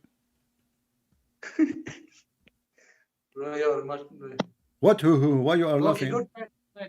Is magic good or bad? Yes, it is bad. It's bad. So why Allah open a school to teach bad? So you are asking Allah that why He is opening school to teach bad. You said to me, you are the one who said it's bad. Correct? You said it's bad. Everybody heard you. You said it's bad. So why Allah He open a school to teach something bad? Is He the shaitan? Listen, it is haram for humans. Allah can do anything He wants. You cannot judge Him. Allah He can be shaitan too.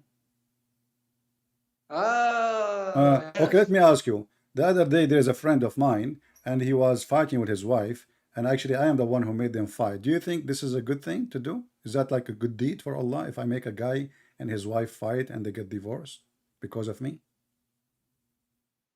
No. So why Allah He opened a school and He said clearly what this school is about? To teach how to divorce the man and the wife from each other, to make them fight.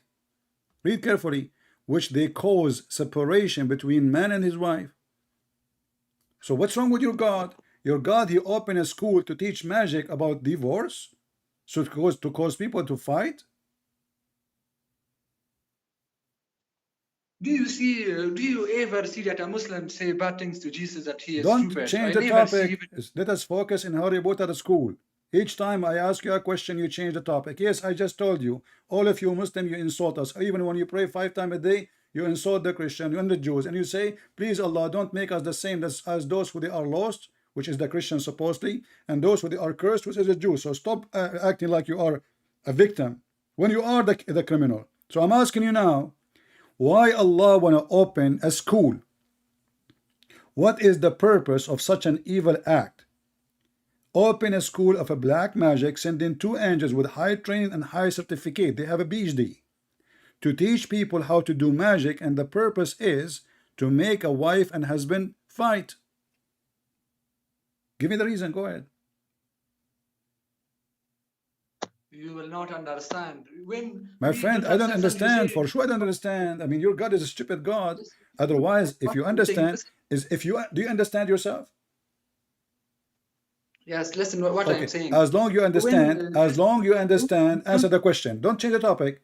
Why Allah wanna open a school of Harry Potter teaching black magic so a wife and husband will fight? What is the purpose? Go ahead.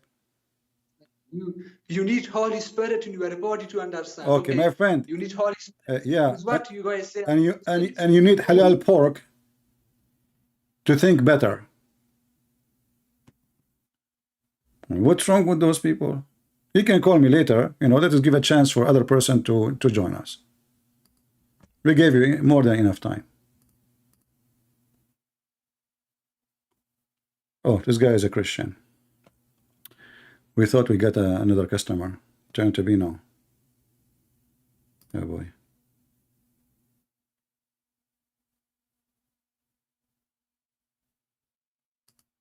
Somebody is asking, I need your approval if I can ask question. If I do not need my approval, you know, we don't have a topic now. You can ask question, no problem. As you see, this is a very stupid cult. And all the duct tape in the world cannot fix it. God, he opened, I mean, and the Babylon, by the Tower of Babylon, where we sit down, hey, hey, hey, hey, where we remember Zion. In the tower, I mean,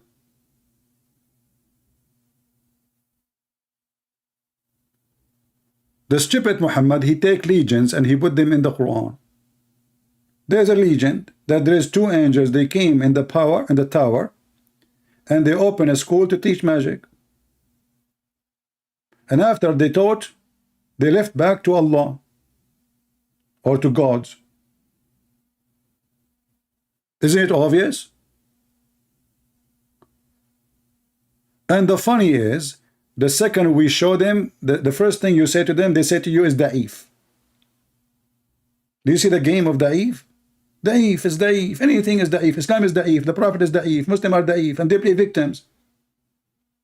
They kill a Christian. They torture Christian. They kidnap Christians and da'if.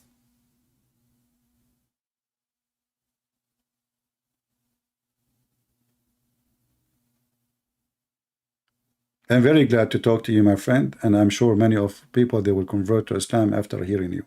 If you can, next time, let your sheikh call, join you, that will be even better, so we can love more. Look, you know, we have a Muslim here. This is what the Muslim, they do. We talk about something, then the Muslim, they come with something else. They try to avoid all the stupidity we show in the screen. So we have Mr. Hakim. And by the way, his name is Hakim, which means wise. So Mr. Wise, he is a question why you believe in the Trinity, but he is not the question why he believe in Harry Potter school. Why we will not believe in the Trinity? Isn't you Muslim? You say God, he can do anything. God can be anything he want. You see the hypocrisy of this cult? So you are saying to me your God cannot be three and one in the same time? That means your God cannot be God too, because you just said he cannot be. My God, he can. Your God cannot. Are you learning? And now to avoid all the garbage we show in the screen, why cannot one person incarnate in three human beings at the same time? The answer for that in your stupid Quran. Isn't it the Quran says that Jesus is the Word and he is the man and he is the Spirit of God? Three in one. In your stupid Quran. Isn't it your Quran says in the name of Allah, Ar-Rahman, Ar-Rahim? Is that one person? Why he present himself with the three names? Allah could not find one name, make him look good. So he had to add some, and they are three. And then the names of Allah are multiply of number 3, 99. 3 x 3 is 9. 3 x the age of Jesus is 99. All your religion is based on number 3. And when a Muslim, he questioned the Trinity, why you don't question if Allah is one, yet he want to marry a wife from us? How Allah is one, yet he want to marry a woman from us? Who is us? His girlfriend, his cousin? They keep saying to us that Allah is one. And as we see, Allah is one idiot. Doesn't matter who cares if he is 1 or 2 or 5. They think that they have like a point. They have a strong point. Allah is one. In fact, Muhammad, he never learned about what one mean until a Jew, he schooled him.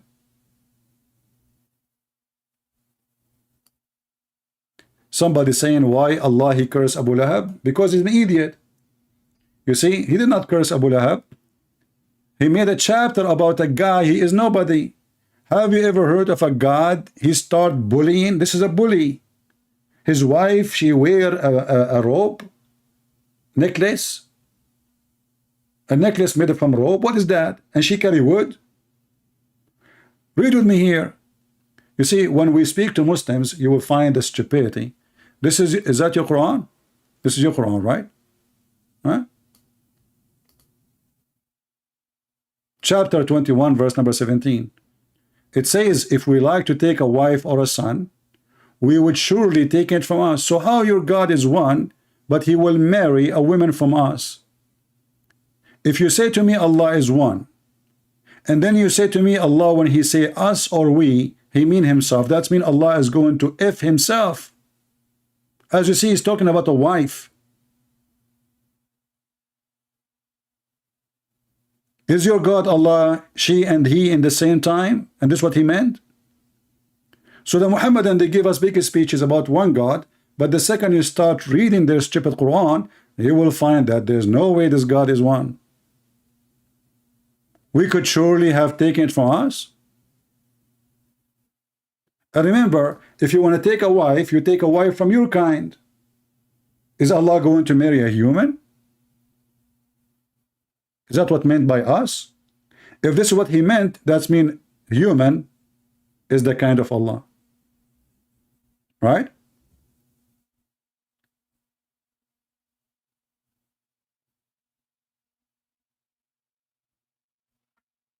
Hakim, obviously you are the one who do not know the Trinity, because according to your stupid Quran, the Trinity is Jesus and Mary and Allah. So here we see that Muslims are a bunch of deceivers and they are lying to themselves. How come you did not ask yourself, if you are a Muslim who know what the Trinity is, and you are trying about the problem, talking about the problem in the Trinity, how come your God Allah did not see the same problem you see? Is your God Allah is a fool and you are smart? Obviously he is, because if we go in the Quran, we will find that Allah claimed that Mary is part of the Trinity. And there is no Trinity actually, because the stupid Allah in the Quran, he says, the Christian, they believe that the Messiah is Allah. If the Messiah is Allah, who is the second person? Give me the name. Go ahead. Go ahead. I'm waiting. How the Messiah, he is Allah.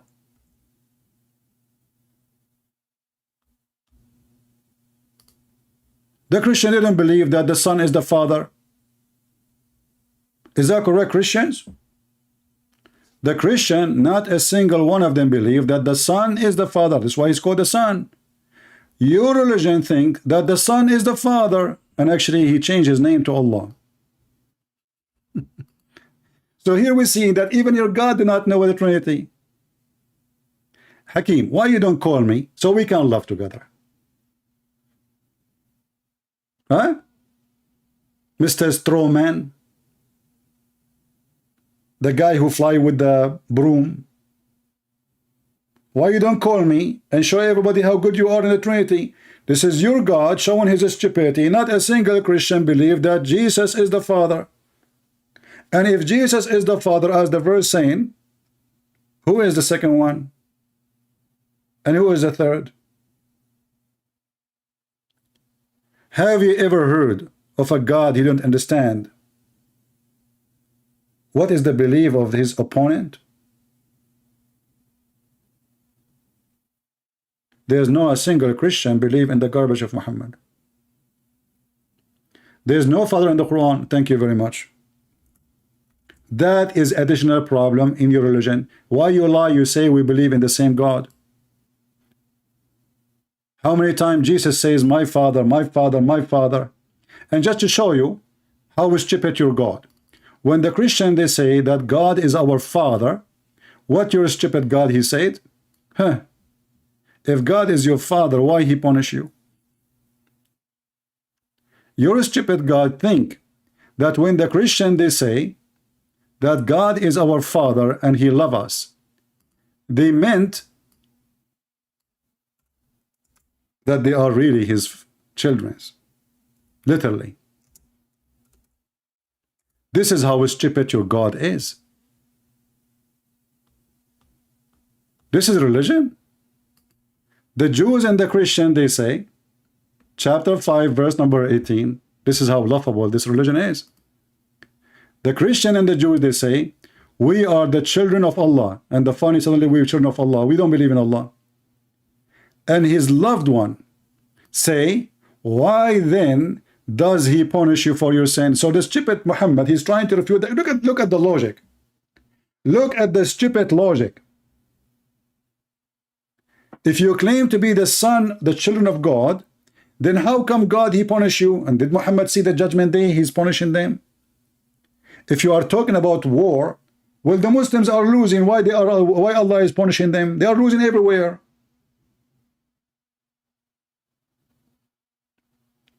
So the stupid Muhammad, he did not understand what the Jews and the Christian meant when they say we are the children of God.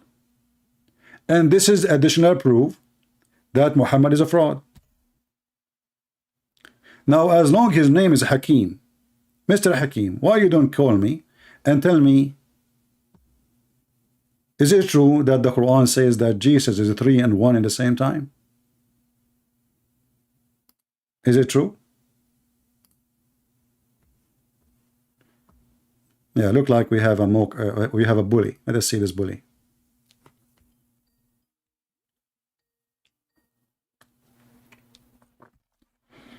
Hello?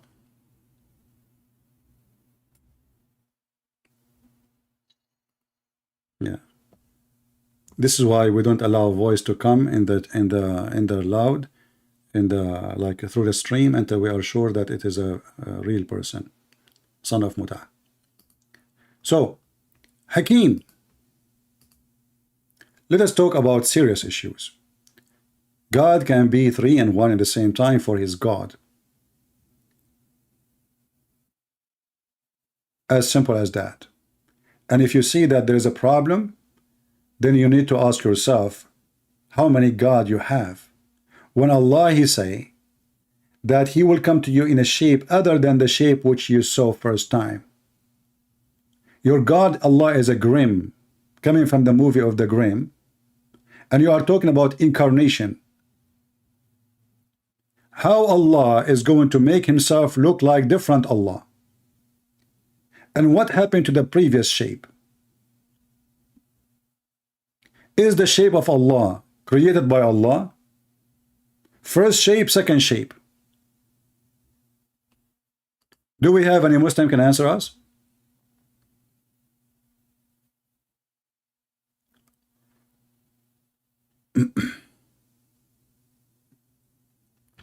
You know, Hakim, I'm going to block you in order to force you to call me. I want to hear you. You are a coward. I accuse you to be a coward. My Skype is open. And if you are a man, you said to me the Quran speak about 10 forms of Trinity. 10 forms of Trinity. Call me and tell me about it. And everybody would die laughing at you. Go ahead. In fact, the Quran is the book of the Trinity. You start with the Quran, with any verse in the Quran, right away you will see in the name of Allah, Ar-Rahman, Ar-Rahim. And not only that, the Muslims, they start adding verses to the Quran, fabricating the Quran. You see this verse here? It's not number 1, but they add it. You see, number 1 is here. So what is this? Why you add it there if it's not there? Why you are adding something is not in the Quran? And why it start in the name of Allah? If Allah is the one who's talking, how stupid it is. If Allah is one, he say in the name of Allah, Allah the one, he say in the name of Allah the one.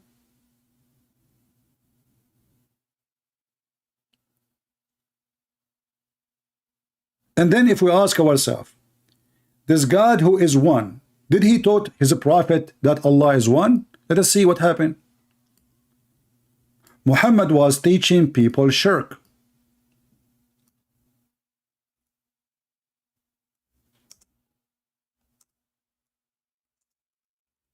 A Jewish guy passed by. He told to Muhammad, you are a mushrik. Read carefully. Ibn Abbas said, a man said to the prophet, whatever Allah wills and you will. He said, you have put an equal with Allah. But who is this man? This is a short reference. The story is a Jewish guy was walking by. He saw the stupid Muhammad teaching shirk. And he told the idiot Muhammad, you are a mushrik. You are a pagan. You don't believe in one God. And you will notice that Muhammad, he did exactly as the Jew he said. The Jew, he said to him, you say this and this. They swear even by the Kaaba. They are kuffar, they are pagan, they swear by stones.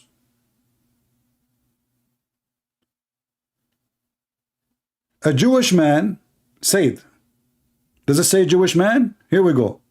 That a Jew came to the Prophet and said, you sitting up reviles to Allah and associating other with him. You say whatever Allah wills and you will. And you say by the Kaaba. So the Prophet commanded them, if they wanted to swear an oath, to say by the Lord of the Kaaba. And if they want to say whatever Allah, and then to say whatever Allah will, then what you will. So the Jewish guy was right.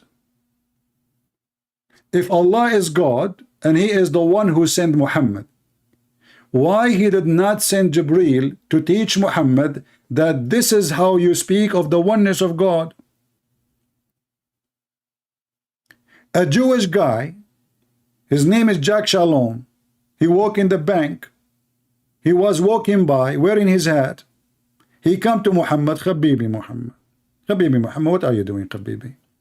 Habibi, you are not a Jew. You don't understand what you are talking about, Habibi. Habibi, you don't say that, Habibi. By doing that, you became a mushrik, Habibi.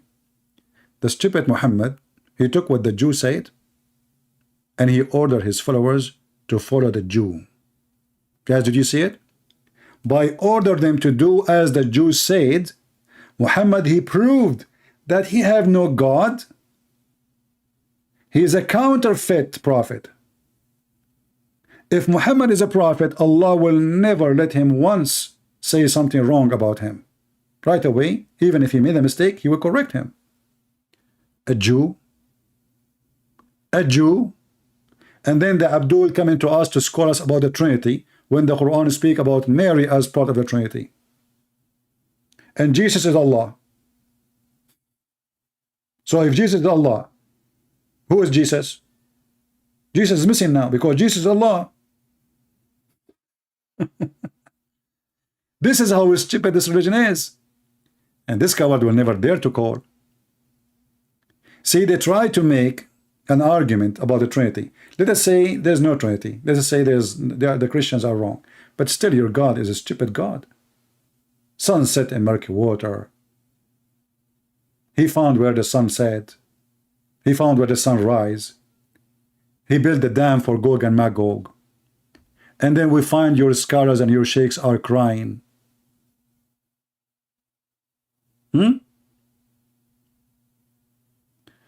Jesus and disciple were Muslims. Change your name, otherwise I will block you. And you are calling the wrong maybe account. Look at the message in the top. You see the message there? It show you my account in Skype. My Skype is open. You are a liar.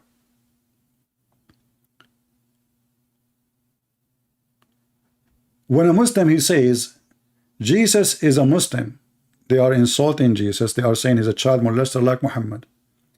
If Jesus is a Muslim, he will teach his followers to go after children to have sex with them.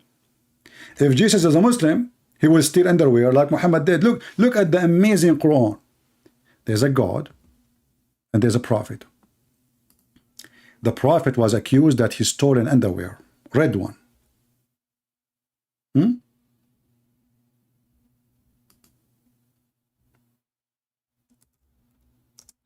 Allah wanted to prove that Muhammad is not the one who took it.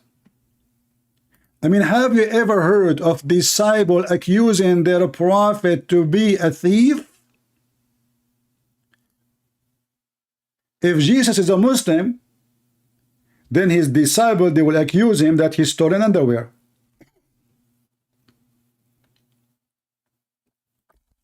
For those are the true Muslims, accusing their prophet that he stole an underwear. And then the smart Allah, which because he's genius, he told them it's not Muhammad. I mean, have you ever heard of such an answer? The Muslim, they say Allah knows best, Allah knows the unseen. Shouldn't Allah tell them who is the one who took it? Guys, we are talking about not the FBI, we are talking about God supposedly. And now accusing their prophet that he took a piece of a clothing, a lingerie, Victoria's Secret, see-through. And now the thieves are fighting over the panty. And they accuse the prophet that he stole it. And then Allah decided to clear the name of the prophet. In front of who? His disciple, not even the enemies. If you don't know what they are fighting about, they killed a bunch of people and now they are fighting over the theft. They are thieves. Muhammad and the 40 thieves. Ali Baba. So the 40 thieves now, they are saying Muhammad, he took it. Allah, the genius, he decided to clear his name. What he do? He says it's not him. And this is additional proof that the one who took it is Muhammad.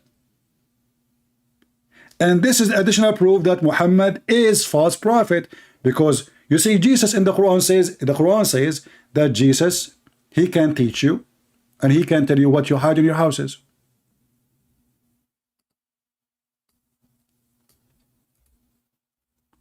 Can Allah do what Jesus can do?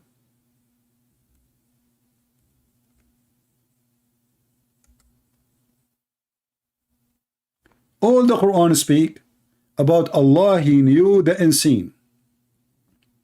Allah, he knew the unseen.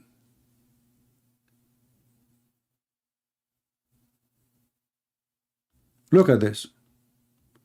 And then when the people, they accuse Muhammad, his followers, that he stole an underwear, Allah did not tell them where the underwear. What about you say, go to this guy's house, open the drawer, you will find the underwear.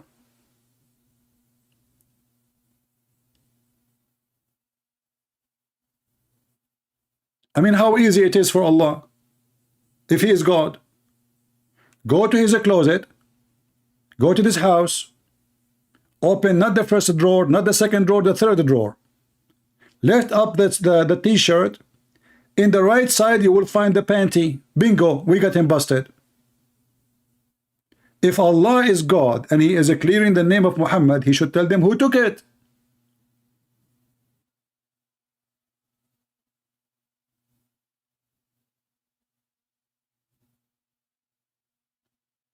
It turned to be that Allah himself, he say Allah knows best, but Allah do not know, obviously, because if Allah he knew, he will tell them who took it.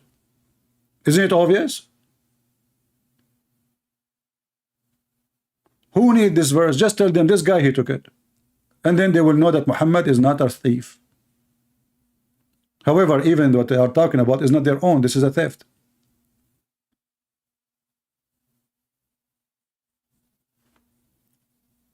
And then we find millions of stories in the Quran. All of them, they are laughable. And then the Muslim says to us, I want to debate you about the Trinity. You don't even understand the Trinity to debate me about it. Your prophet himself did not understand. Your God himself did not understand.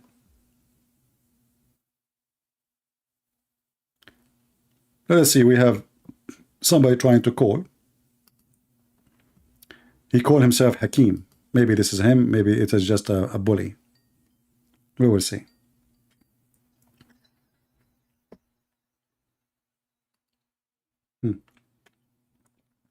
You see, this is the best thing about Skype and the control I have.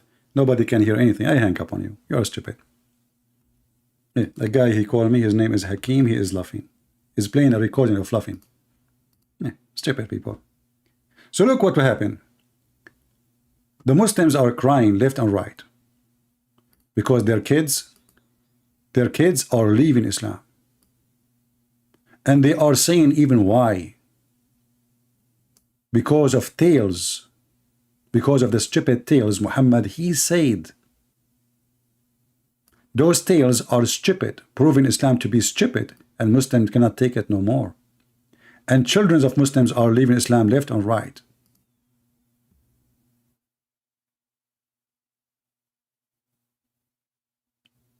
It is a disaster.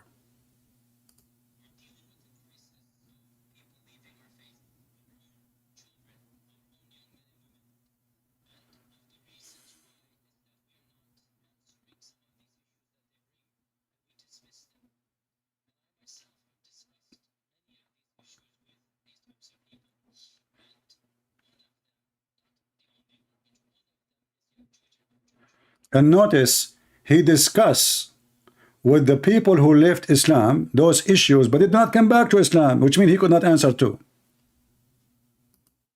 Did you notice?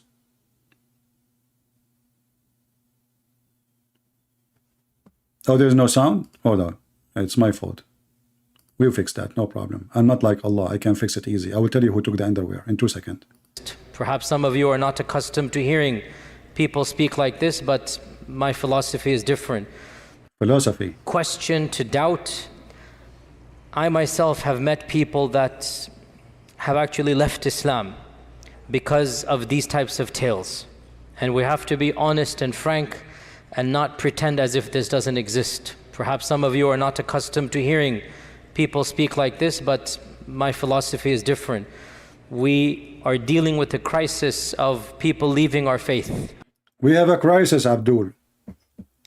And your Trinity claim is not working. You have holes in the narrative. You have holes in the stories. Your God do not understand the Trinity. Your God do not even understand himself. Your God, he says stupid things nobody say. Your God, he found the sun set in murky water. Your God, he think that the sperm became a blood. Your God, he think women have a sperm coming from their ribs. And then the Abdul, the only problem he have in the universe is the Trinity.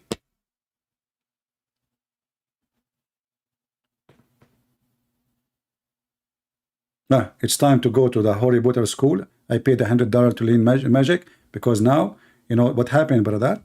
Because Allah, he opened Harry Potter school, brother. And I can go to Harry Potter and learn. I'm going, to control, like anyone, he bother me from now on, I will do black magic for him, and I will make him fight with his wife, and I will make his life misery. Okay? I will join Harry Potter school, which is opened by Allah. Look, the Trinity is a problem, but this is not a problem.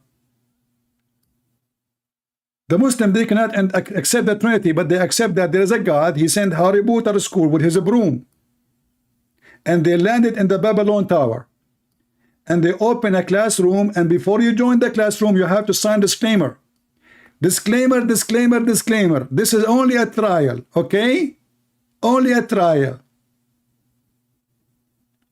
And they teach you magic, and the purpose of this magic to cause separation between the man and the wife. This is God. A Muslim, he have no problem with this, but he have a problem with the Trinity. And you know, if their God, he says it's Trinity, they will accept, we know. Muhammad, he says the donkey fly, the Muslim they accept. Muhammad, he says the penis will be endless, they accept. Muhammad, he says the vagina fit for that, they accept. Muhammad, he says that Shaitan come to him in the image of an angel. He cloned Jibreel, and he gave him satanic verses, they accept. They accept anything Muhammad says. If the woman, she have orgasm first, the baby will be a girl, they accept.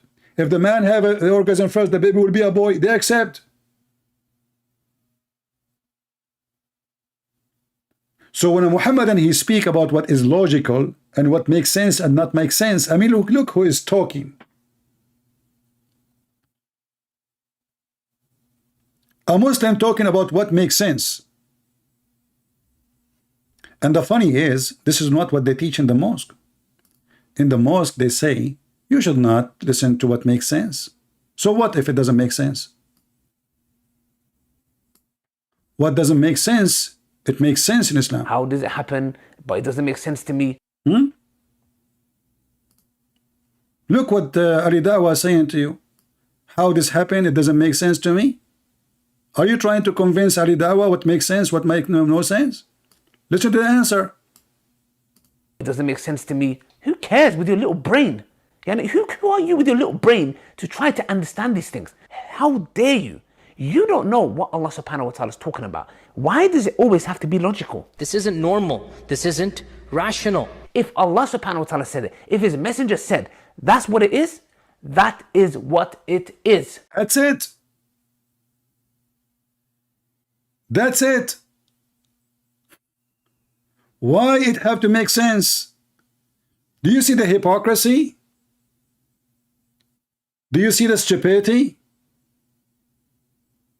From your side, you have to speak make sense. From their side, it doesn't need to be making sense anyway.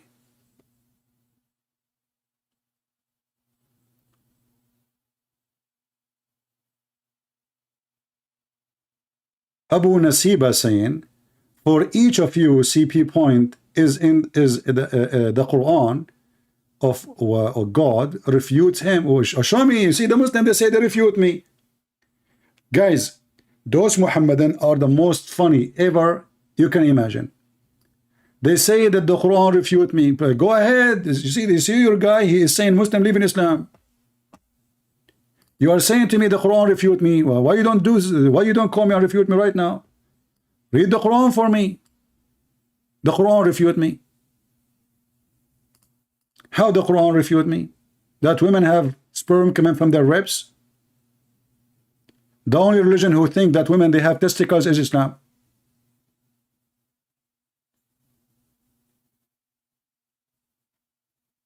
This is the only religion. If you say I am lying, here we go. This is Ibn Kathir. Let us go there. Chapter 86, verse number 6 and 7. And the funny is, they say to you, those Christians, they are lying. You know, they don't understand the Arabic, and Arabic is my first language. They don't understand the Quran. This is your scholar. They don't understand the meaning, the deep meaning. This is your scholar. This is Ibn Kathir. Is he a Jew now? Shall we accuse the Jews? He must be a Jew. I heard he is a Hindu. This is Ibn Kathir explaining the stupid Quran. Do you know, do the man know what he is created? So Allah is telling us how we are created. Okay? He is created from water gushing forth. Okay, that's wonderful. Meaning sexual fluid. Okay, wonderful. Coming out, do you see the word coming out? Comes out, bursting forth from the male and the female. A man is created from water gushing forth out from a female. I can take the male one. This is the sperm. It says gushing forth out from the male and the female. So brother and sister, when a female, she have a liquid coming out of her private part, this is the baby. You take the water of this female and you mix it in a bowl in the kitchen with the water of the male, and now we are cooking a baby. And this is the Quran. It says gushing forth out from the male and the female. And Ibn Kathir, he explained why. The Prophet says so. A woman, she came to him and she asked him about washing the water in her vagina. Look what kind of a prophet he is. He have no time to tell us what happened in the cross. There's 2 verses in the Quran, just 2 words. 1 verse, actually. He have time to explain to us what is in the vagina. Doctor, he love it. You know, he's a vagina expert. And here he says, proceeding from between the backbone and the ribs. What the heck? What backbone? What ribs? Smart Muslim will say to you, no, no, no. It's talking about the ribs of the human being, like the, you know, like your ribs. You know, no, the backbone of the man and the ribs of the women. So the stupid Quran teach that the man, his sperm coming from the bone.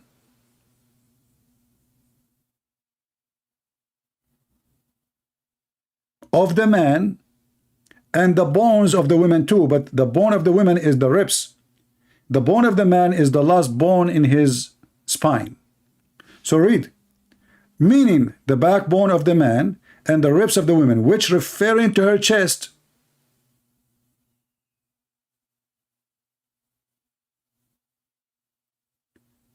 The only religion who believe and teach that women she have a breast testicles is Islam. It turned to be that those breasts you see, they are not really breasts. Women, they are lying to us. Those are balls. Correction. The Quran does not say it's coming from their breast. It says coming from their ribs, and it says at-tara'ib. At-tara'ib is the location of the necklace. You see the last bone in the top of your, like where you meet with your neck and your ribs? That is at-tara'ib.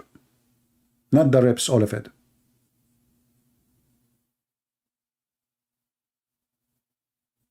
In the upper side of your chest, where your neck meet with your chest, that is the tara'ib.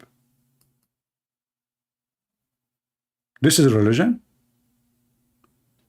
But the Trinity does not make sense. And Jesus cannot be God. Why? I mean, name one thing Jesus can do, Allah can do. Jesus, he walk in water. Jesus controlled the nature. Jesus, he can feed. Even the Quran, they have a chapter in about him feeding thousands by food came from the sky. This is what the Quran says. Al-Ma'idah. This is a very funny story, by the way, because where Muhammad he gets the story from. According to the Siri Muhammad, the disciple of Jesus says to him, we will not believe in you unless you send us food from the sky.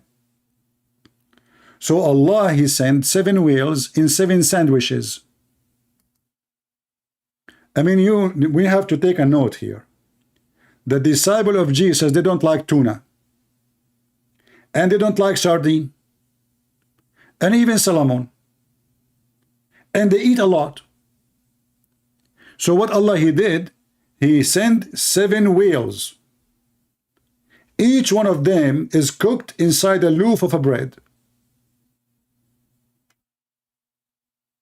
And the Muslim, he cannot accept only things it makes sense. Only, brother. I mean, if you ask the Muslim, why this chapter called Al-Ma'idah? Al-Ma'idah, here we go. Chapter 5. What Al-Ma'idah? The table. What table? Table of Jesus. What he did, Allah sent 7 whales, each whale in a loaf of a bread, and those hungry disciples, they start eating non-stop, and the more they eat, the more food stay. What the heck?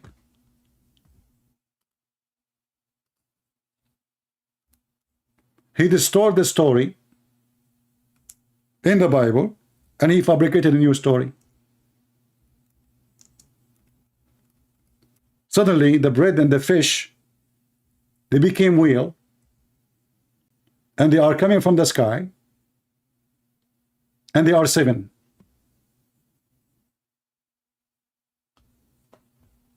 This is religion?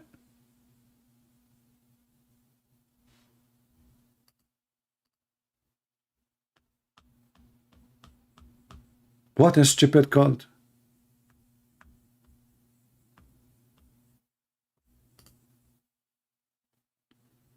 So this is really what happened.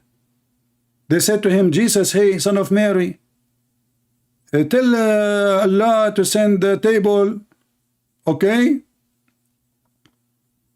And the table is full of food for all of us. And this Allah did not send just only food. He said a lot of food. 7 whales. I mean, they are 12. Can they eat 1 whale? Do you know how big the whale is? I mean, what happened to those guys? They did not eat for a century.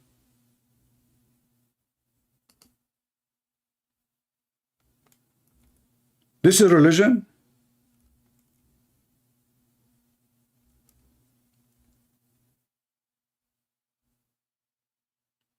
Any Muhammadan?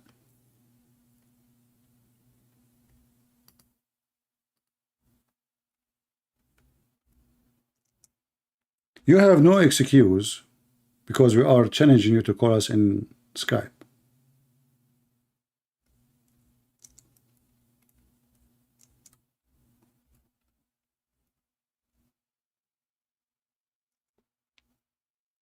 And all those miracles happened to Jesus. Jesus, he want to eat. His disciples, they want to eat. Allah sent 7 whales.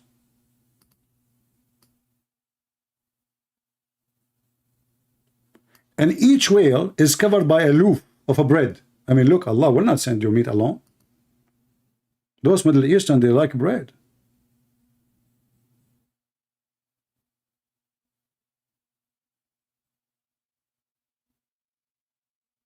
What the heck is that?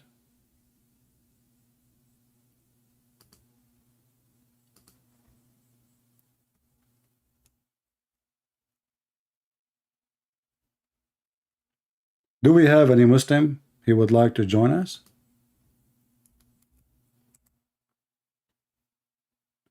Anyone?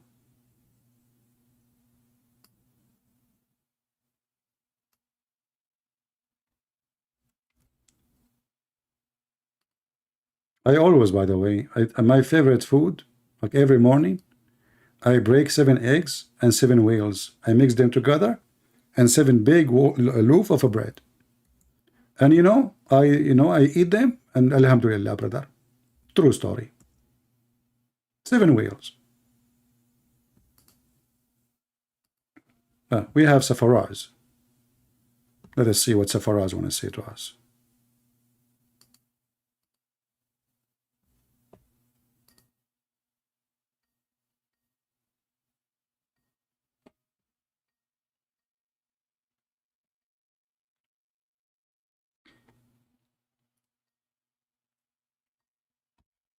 I don't eat much, by the way. I mean, I hope you guys not scared.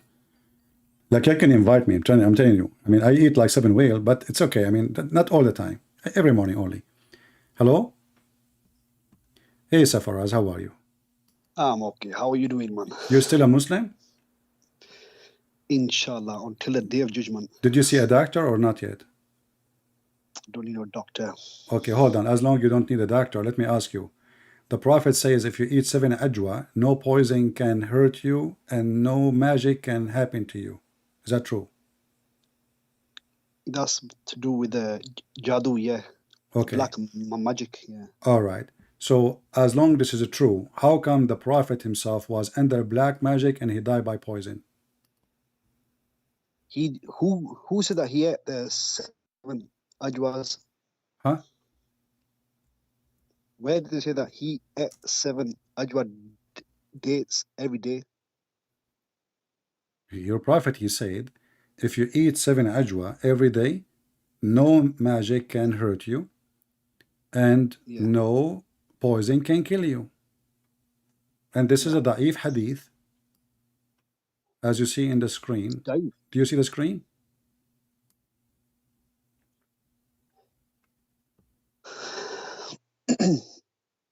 Yeah. Okay. So what say you? Well, if he was saying it, then it must be true then, because I've been eating it and I've been okay. You've been okay? Are you sure? You don't sound like okay to me. You sound very messed up. So it's a faraz. You see, you did not focus with me. You said this is true. But I just said to you, the Prophet himself was controlled by black magic and he died by poison. Okay, so how it is true, how it is okay, sound okay to me, And then your prophet himself who said, if you eat 7 ajwa, Yeah. no black magic and no poison, and then both happened to him after he said that. Go ahead. No, it could. This he might have got a revelation after he got ill. Oh, so at that moment he was not eating 7 ajwa, huh? There's no evidence that he was eating ajwa before that Jewish woman. Prove it. Prove it. Never did. That's what I'm saying. There's no evidence that he did eat or he did not eat. Prove it. How can I prove it? You just said, you made a claim. You said this is a revelation came after he got the poison. No, I said it could have come after. It could have come after. I don't care for could. Don't know. say things without, you know. So are you saying to me, Allah, he sent him the medication after he got sick? After the guy is dying now? It's too late, you mean? So Allah hide this information from him. Allah, he did hide this information from him. So Muhammad, he will go and eat poison and he will die. And Muhammad will be under black magic and he cannot stop it. So are you saying to me that Allah wanted this to happen to Muhammad and he don't want to tell him about the amazing power of the ajwa? No, but the angel come down and cured him. What angel come down and cure him? How the angel cure him? Go Magic. ahead. How the angel cure him? Magic. How they cure him? Angel, all right, the angel Gabriel come down and told him where were the knots. It was in the well. What he So told? had What to he told him? untie What the was? knots. What he told him? Eh? What he told him? He said that untie the knots, the 7 knots, and then read the last 2 verses of the Quran. I mean, what's wrong with this religion? Everything is 7. So the guy, the one who did magic, he did 7 knots to Muhammad. It was whoever did the magic tied knots on this thing and hid the thing near the well. The Jews are always experts at this. Okay. Listen. You people kiss the ass. Hold on. So the guy, he made a magic to Muhammad, correct? Yeah, it's a woman, I think so. Okay, no, it was a man. His name is Lubayd. Oh, yeah. I got. Yeah. Okay, yeah. Okay, now listen. So now he was under black magic. Yeah. And the guy, he made for him knots. Where he learned that from? Who? The Jews been doing black magic for thousands of years. Okay, I know. Listen. Where he learned that from? The magic. From the devils, of course. From the devil. Are you sure? Because at the time of Prophet Suleiman, they were doing magic. Who taught in the time of Suleiman? Who taught? Who is the first one who opened a school to teach magic? No, Allah tested the people with the Harut and Harut. But you said to me it's the devil who taught them. So it's not the devil, it's Allah. No, what happened was the devils got the education of these angels, and then the devil start doing it. The devil, he did what? No, the angels come down to earth here and warn the people, warned everybody. End of the day, we are going to test you. Do not accept it. But if you do accept it, you're going to be on the wrong way. But some people accepted it. The evil people and the jinns accepted it. But okay. I will try to go with you. You know, so far as you are the smartest Muslim ever I spoke to, and that's why I call you stupid always. Listen carefully.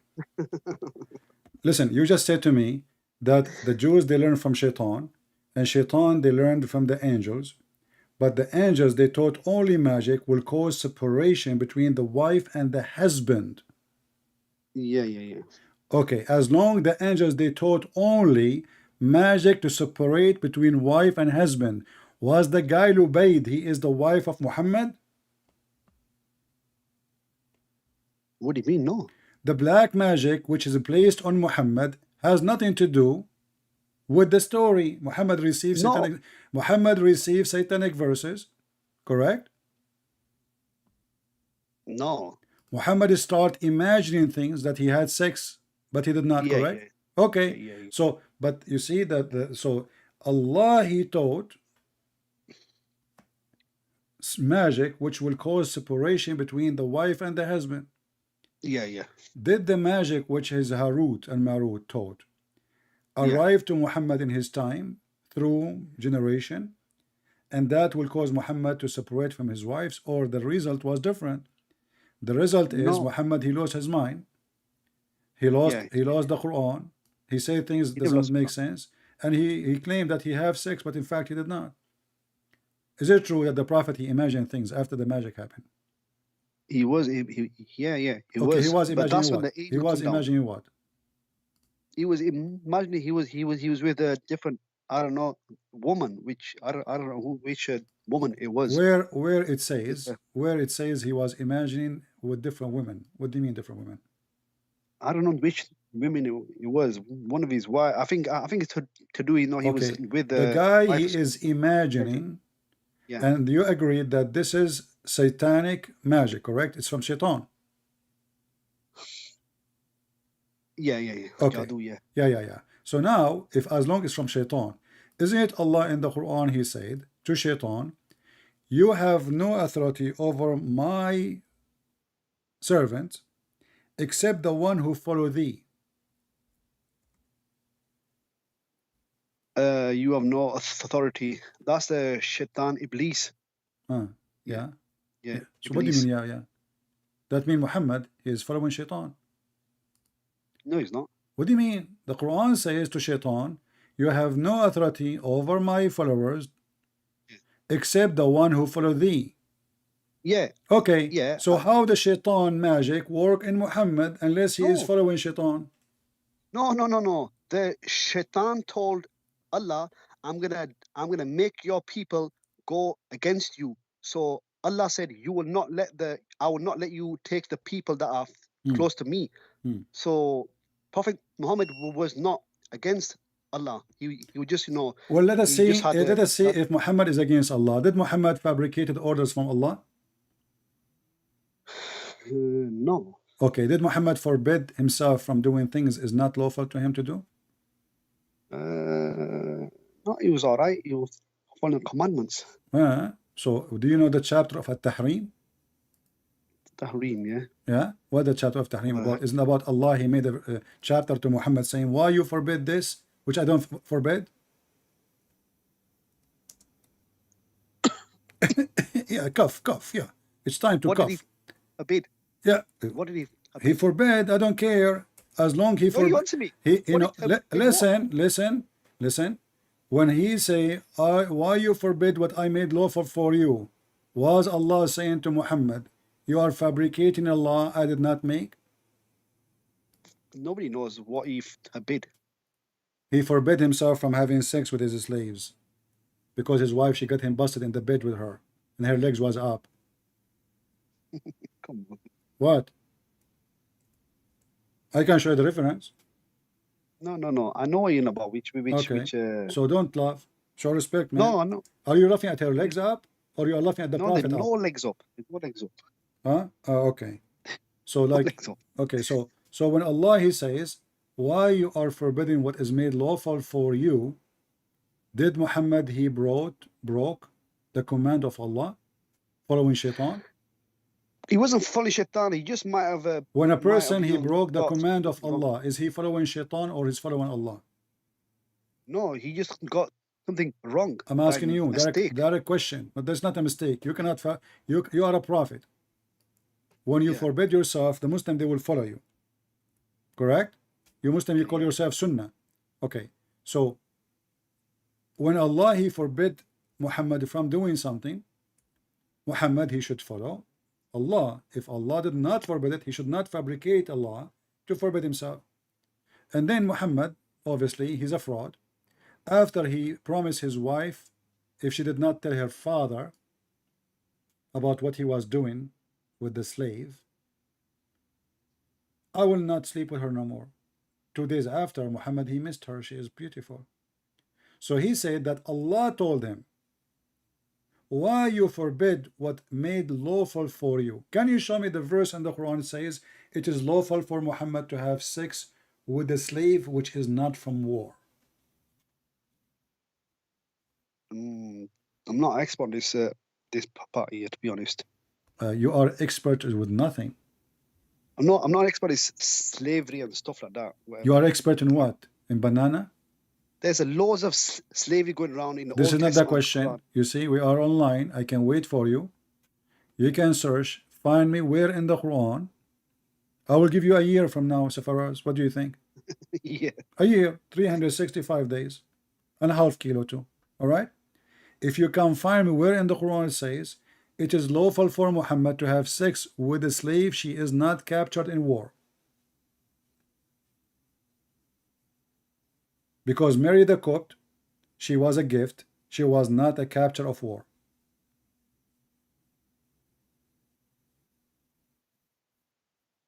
Yeah. So your prophet is a fraud. He's not fraud, man. You just say yeah. No, I'm just going on with what you're saying that. Okay, listen. Did you hear Yasser Qadi speaking about the story of Gog and Magog? Yes, but okay, he's what do you think? What do you think? He's wrong because in wrong the in what? Hadith it says these are humans. These are normal humans. Hadith says they are humans. They are humans. They are normal humans. They are not zombies. What he's saying that these people are zombies on the streets now, whatever. That's wrong. No, what he said that every Muslim of you Muslims try to come with the excuse, and one of the group of Muslims they say they are like under the ground. This is what he said. No, but he has no authority over Islam. He's been debunked by everybody. He's by been whom? Debunked By whom? by everyone. By whom? Eh? By whom? Daniel Hakichu. Who? Muhammad Hijab. They've all debunked him. Muhammad Hijab now. He's Isn't it Muhammad Hijab? He was a student for this guy, and he called him Ustaz. He called him Sheikh. He's not a student. He's Okay. not a student. In the last time Muhammad Hijab he have an interview with his Sheikh. Was he calling him Sheikh? Which means he is Muhammad Mimi Hijab. He called him Sheikh. He was wearing jeans. Yeah, Mimi Hijab was wearing jeans have hole in it. He's a fashion guy. He shaved his chest. He have no hair no more. And now he is calling Yasser Qadi Sheikh. And he was listen, when you interview, if you are a Muslim and you interview Yasser Qadi and you ask him a question to answer the Muslims, not you answer it. Who is the one who have the authority? The interview is to Yasser Qadi, correct? Yeah. Okay, that's mean he is the authority. No, but no scholars agree with him. No scholars. All the Muslims agree with him until he starts saying no scholar agree with all Muslims agree, and we are talking about Mimi Hijab was whatever this guy he go with him like a kid. There's a video of him in the car. There's a video of them in the parking lot. There's a video of them in the garden. There's a video. He went to visit him all the way in England, in USA. So don't tell me he's not a sheikh. He is your sheikh. Now I'm asking you. He's not a scholar. Okay, I want you to tell me he's not a scholar. All of you are a scholar. All Muslims are a scholar. Who is a scholar? Do you know any scholar you can trust? Yes. Who? Give me name.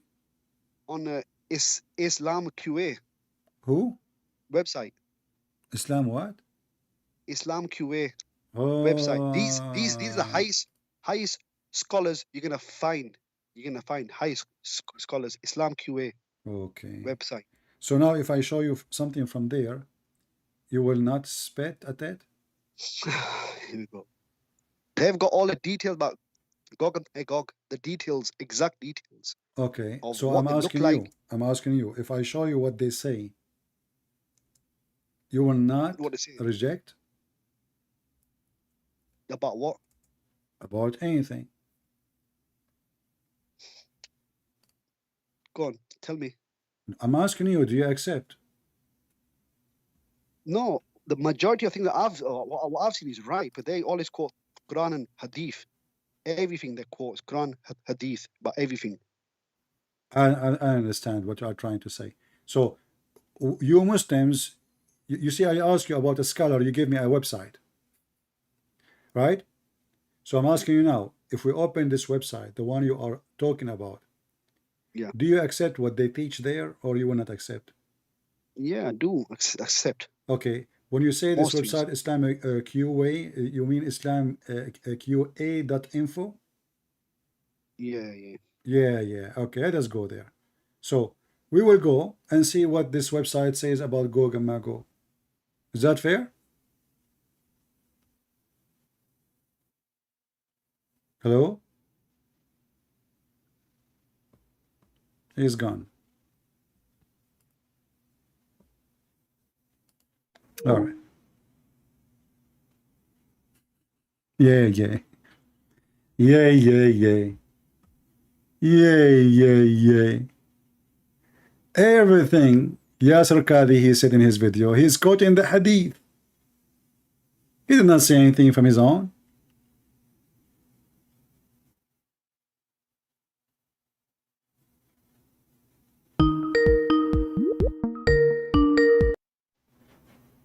Okay, Safaraz. Hello, it just cut off for some reason. All right. What your prophet said about Gog and Magog? Our prophet said about Gog and Magog, there are two tribes somewhere on this earth behind the wall, and they can't get through. What wall? What do you mean wall? There is a huge wall made by Zulkarnain, yeah. Okay, where? This wall, no one knows. No one knows. So we take the first one, that no one knows, right? Do Muhammad knows? Prophet Muhammad, peace upon him, no, doubt it. He never gave a Did Muhammad see the wall? No, obviously not. Obviously not. Are you sure? Can I ask you just one question, yeah? Are you sure? About this? Yeah, can I ask you one thing that you people don't understand? If you do your research, yeah, over 50-60% of this earth has not been conquered by human. 50-60% of earth has not been conquered. This is why no one knows where these people are. All right. Okay. As well. But I mean, you mean what you said to me is really the most stupid ever, because the Quran says that Zulqarnain, he conquered the whole earth. What's that? What's that? Isn't it the Quran said that this guy, he keep going until he found where the sun set, and then he keep going until he found where the sun rise. Yeah. So he conquered the whole earth. No, he had powers to do this kind of stuff. My friend, this is the video. This is the video we played in the beginning. It says he conquered the whole earth. Let me. You're not. It's called the story of Gog and Magog, Ya'juj wa Ma'juj, by one Islam production. It's a stupid video made by Muhammadan, like you. So don't tell me he did not conquer that. The video says that you're Muslim. Why you Muslim? You say things not true. Then let me answer. Let me answer it, please. Okay, please. I'm not talking about him. In Islam, he had powers to do things. We today have admitted that we have not conquered earth, the full earth, 50%, 60% of it. So we have not conquered it. So you are saying to me there is a huge dam, and behind it there's billions of creatures, and they are in the top of the earth. How much? No, your prophet, he said from every one of you, 1,000 of them. So if we are 7 billions, and remember that in the time of Muhammad, each one of them, he make 1,000 baby before he go and die. So each generation of Gog and Magog is 1,000 person from each person. And that means right now they are trillions, not billions. No, at that time, how much people... Read with me this Da'if Hadith. No, I'm not saying that. Read the Da'if Hadith in the screen.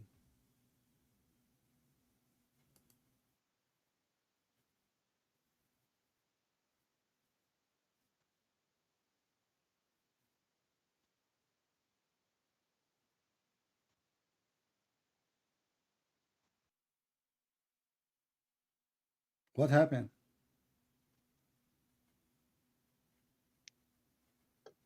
So Faraz, what happened? Yeah, read the hadith. Read the hadith. I asked you, did your prophet see the place? You said no.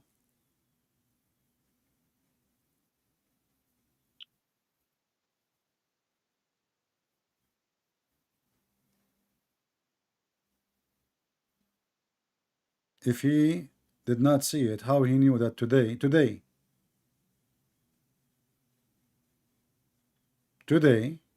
the wall of Gog and Magog opened so much. But you said Muhammad never saw it. No, he's getting revelations by the angel. Okay. So Allah revealed to him, but he did not show him the wall, correct? He's just showing example what he was given, that the hole with his hand. But you're a prophet, he make his fingers to show you how it is, how big it is. So did Allah show him the fingers too? No, the angel giving him revelations to tell him exactly what's going to happen. So the angel, he made his fingers like that to show Muhammad how big it is? So the angel would tell him exactly how much. I'm asking a how- specific question. Did the angel made fingers too? Nobody knows what the angel. So where how Muhammad the came angel in with the showed- finger size? He says like this, using his fingers. Yeah. Okay. Now, as long today, it says it's open so much. Yeah. Isn't it Muhammad claiming that that's it? What do you mean? That's it. It is the day of judgment? No, he said that. He said that soon as the leader says Inshallah, that's when the holes get huge, and that's when they're gonna go through. Okay, hold on. So when Muhammad he says today it's open too much, what he meant by too much? There's little much and too much. What too much mean? He said with his hand, he put his hand. Exactly. Fingers. So why it is too much if it's too small? No. He showed a finger and he said this. He said in the hadith, he said this much of the hole has been opened by Gog and Magog. Listen. That's all he said. Muhammad he said that the Muslims, when Gog and Magog they attack them, they will light their firewood for 7 years from their arrows. Gog and Magog. Yeah. Yeah, they're gonna start Do shooting. you think really that Gog and Magog they can take over the earth by arrows made from wood? In the time we have They can start nukes? killing people. They can start killing people with the There's another question. with the There's another arrows. question. How you can? So you are saying to me now, Gog and Magog they will attack America and they will win the war because they have an arrows made from wood? No. The place where they're gonna attack is Arabia. That's No, where no. Your prophet he said they will attack the whole world. They will conquer the whole world. What are you talking about? And then they will go to Mecca, and then they will go to Mecca, and then they will go to Medina. No. Stop lying. There's no hadith of that. There's no hadith saying that you can do that. Okay. Nope. Now, if I look for it and I find it, do you promise me to open the camera and you do the monkey dance? I know the full story by heart. Simple. You know story what? I know the full story. What's gonna happen? They're gonna start shooting. They're gonna start shooting in the air, and Jesus is gonna take the people up to the Mount Tur, and he's gonna say to Allah, "Please kill these people." And then Allah's gonna send birds, worms on their necks, kill them off, and then he's gonna send birds to take them away, and then the rain's gonna What do come. you mean bird? He sent camels. No. He sent the flying birds. camels. He sent the flying camels. CP, don't make this a joke. This is not a joke.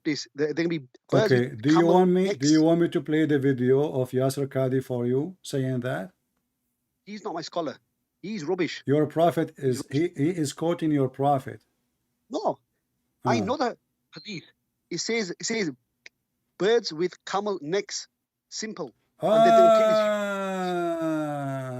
So those are birds. Okay, hold on.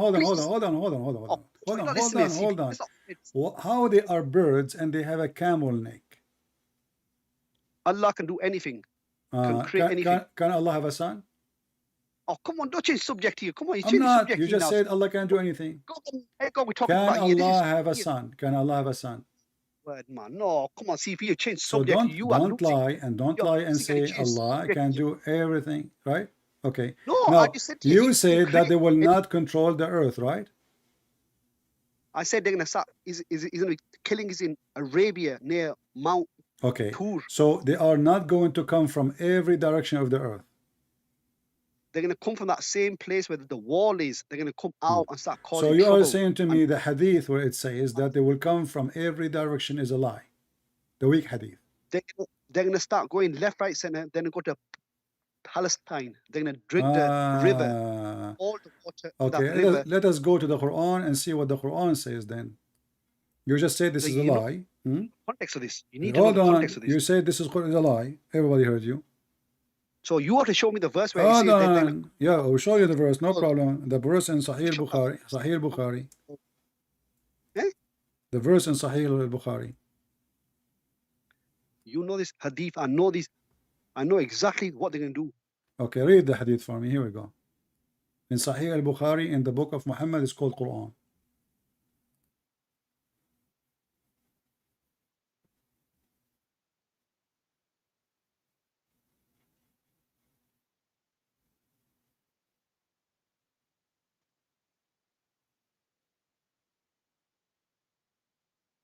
I'm waiting.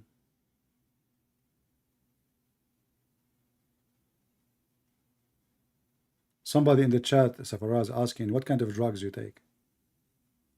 Yeah, I'm reading it. It just says from every mound, but it That's does not it. say. That's it. Let us open and read the interpretation. They come from everywhere in the world, from kulli hadbin yansulun. So when you say this is not, you said to me it's only from the dam, they will go right away to Palestine. You're a liar, my friend. No, the Hadith says that Palestine. Hold on, this is Quran. This is Quran. This is Quran. This is Quran. This is Quran.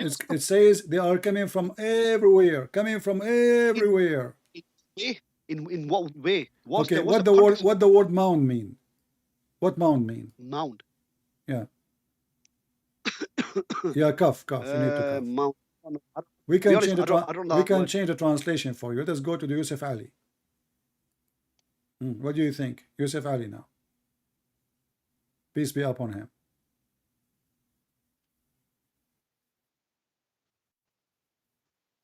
So what does that mean? They are going to come from every hill or mountain. Is that correct? Yeah.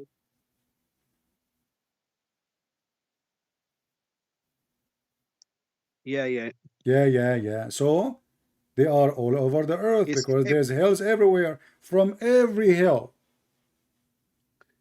They're going to come from every mountain. Not a single hill in this earth where Gog and Magog will not be there.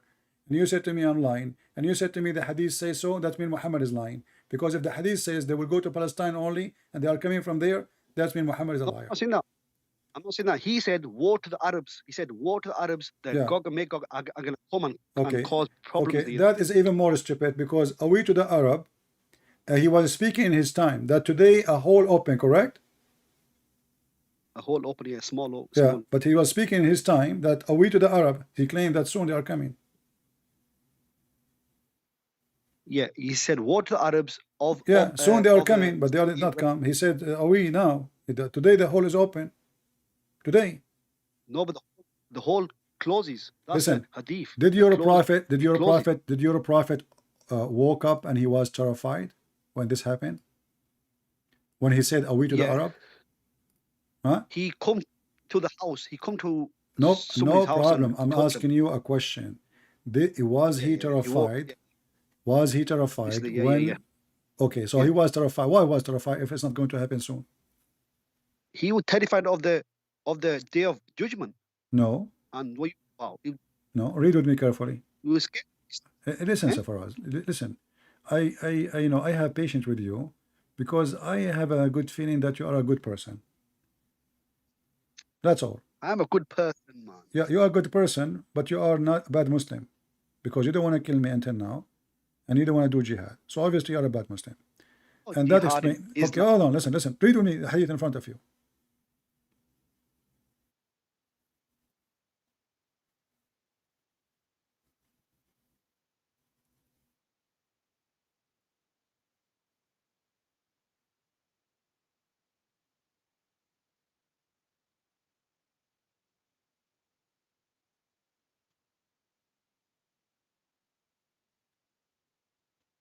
What happened? Yeah. He just warned them. Okay, no, not warn them. Read what it says.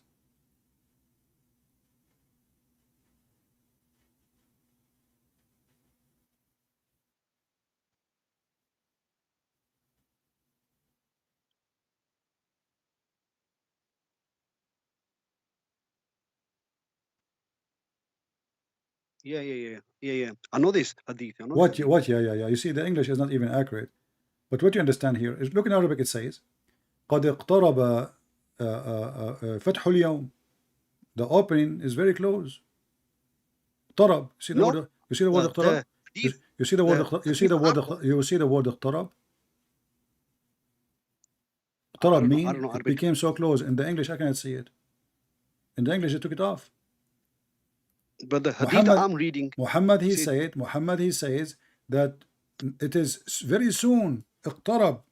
This is the same word is used in the Quran for the chapter of the moon. ذات الساعة وانشق القمر, which means اقترب.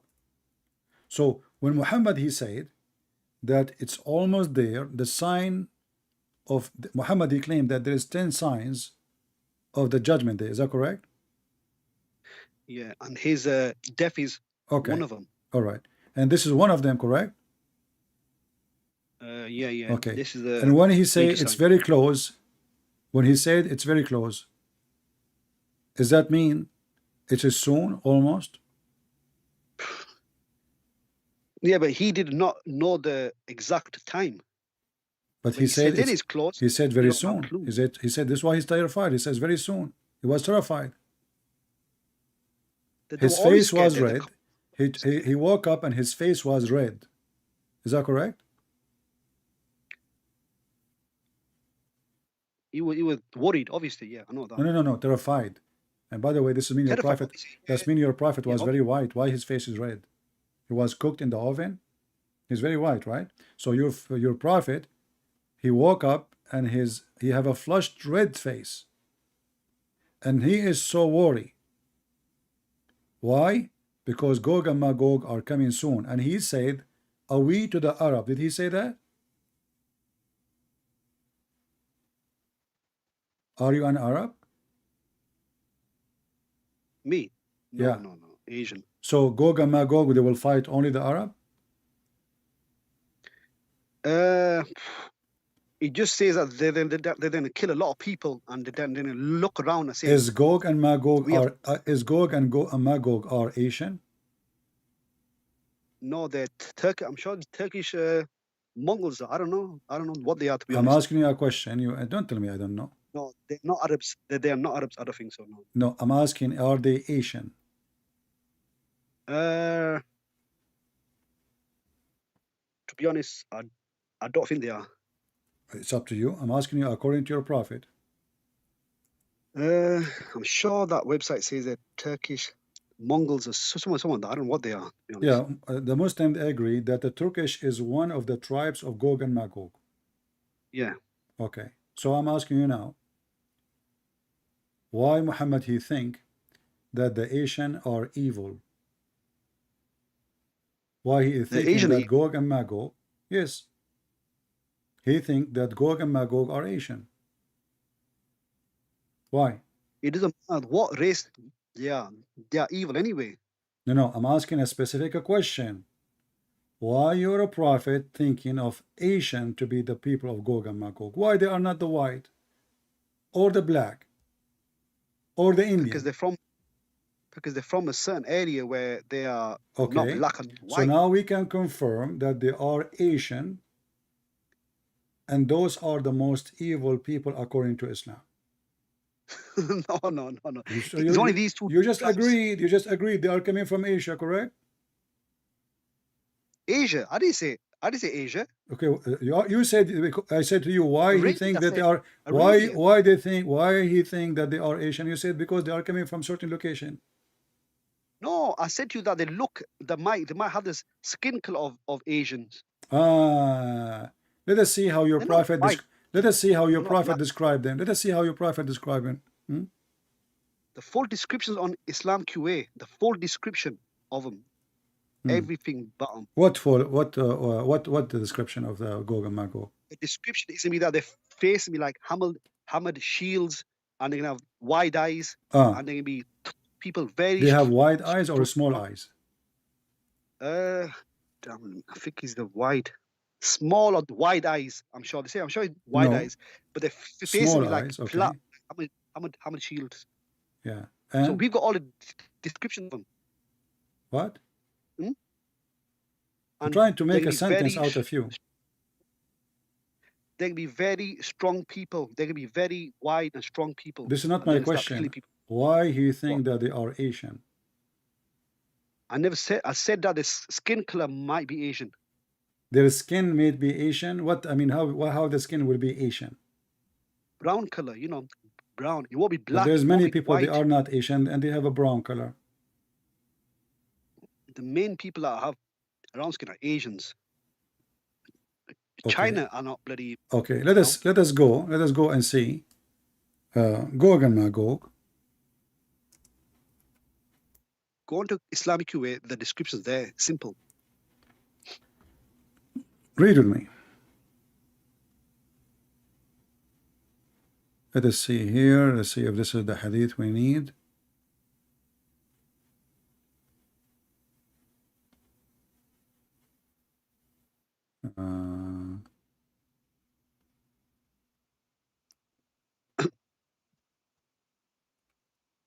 Hello, you there? Yeah. No, I'm not there. You are there. I'm here. Keep going quiet.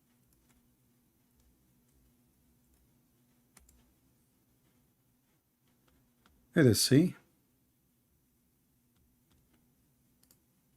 Read with me. Those are Gog and Magog. How they look like? Yeah. How they look like? Let me see.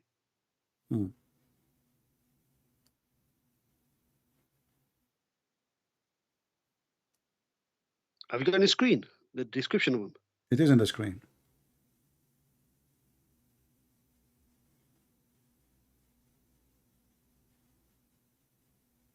Yeah, the hammer shields. Yeah. You said to me before that Gog and Magog, they are a human, correct? They are humans. Yeah. Okay. They are humans. All the Arab scholars agree that these are humans. Okay. And now, do human can have 1,000 baby? Or only Asian can have 1,000 baby? I'm asking question. I mean, you know, you need to think about it. Your prophet, he says every one of them will make 1,000 babies. Yeah, 1,000 baby. Where's the hadith for that? So, are you saying to me you do not know? To be honest, I know everything about them except that part. This part only. CP, there are more important things to think about. Yeah, here we go. More important. Okay, let's see. Hold on.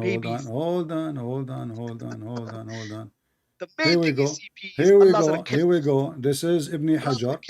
This is Ibn Hajar and Abdullah ibn Mas'ud in the book of Ibn Hajar al-Asqalani and the book of Fath al-Bari, the Ibn Hajar, 113, 114, Sahih.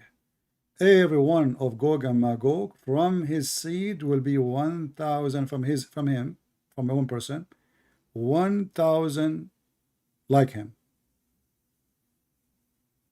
So what do you say? Can you put that in English, please? Let me find it for you in English. Give me a second. Let's see.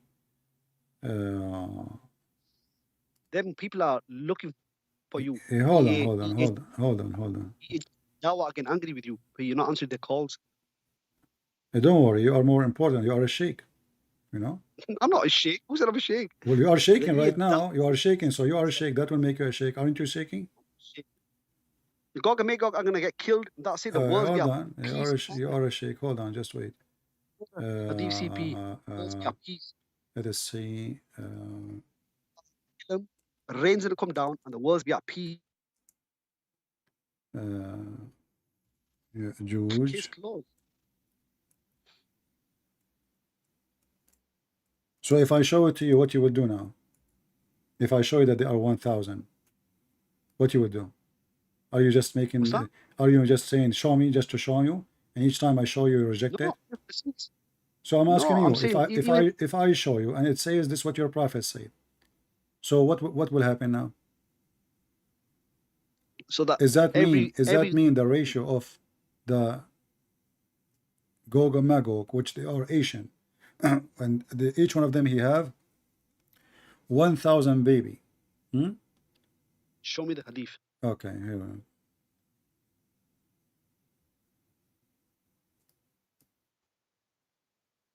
Let's see.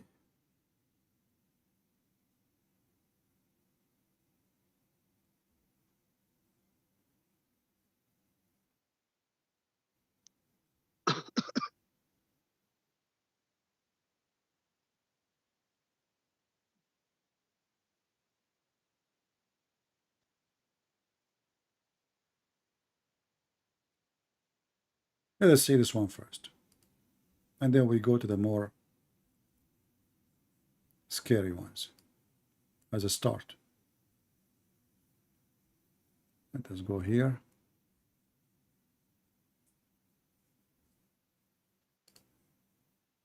Your channel's cut off for some reason. I what?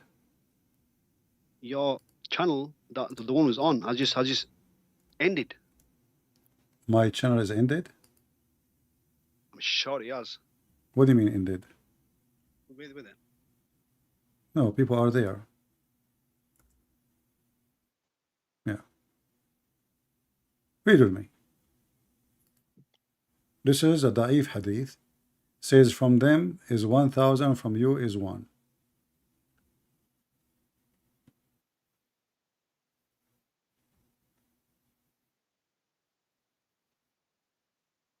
Are you with me? CP, your channel's ended. No, it's running. People are there. I guarantee you, I've just gone and I'm on the same channel and it's just finished. The channel's finished. No, videos. My friend, I see the chat is coming. People, they hear us and everything is fine. And I see my screen. Everything is okay. Are you trying to go? You want to go? Yeah, I can hear it. Okay, so it says that 1,000 from them and 1 from you. This is the ratio. And I show you the hadith already in Arabic, different one. It says from each one of them, his seed will be 1,000. CP, your chat people are complaining. I've seen it. Your channel has cut off. Your videos cut off. No, they are here. They are not. I guarantee. Okay, just go, man, just go.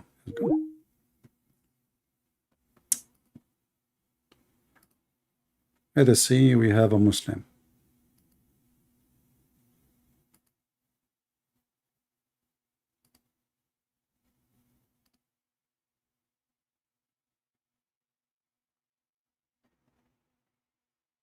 Hello? Hello?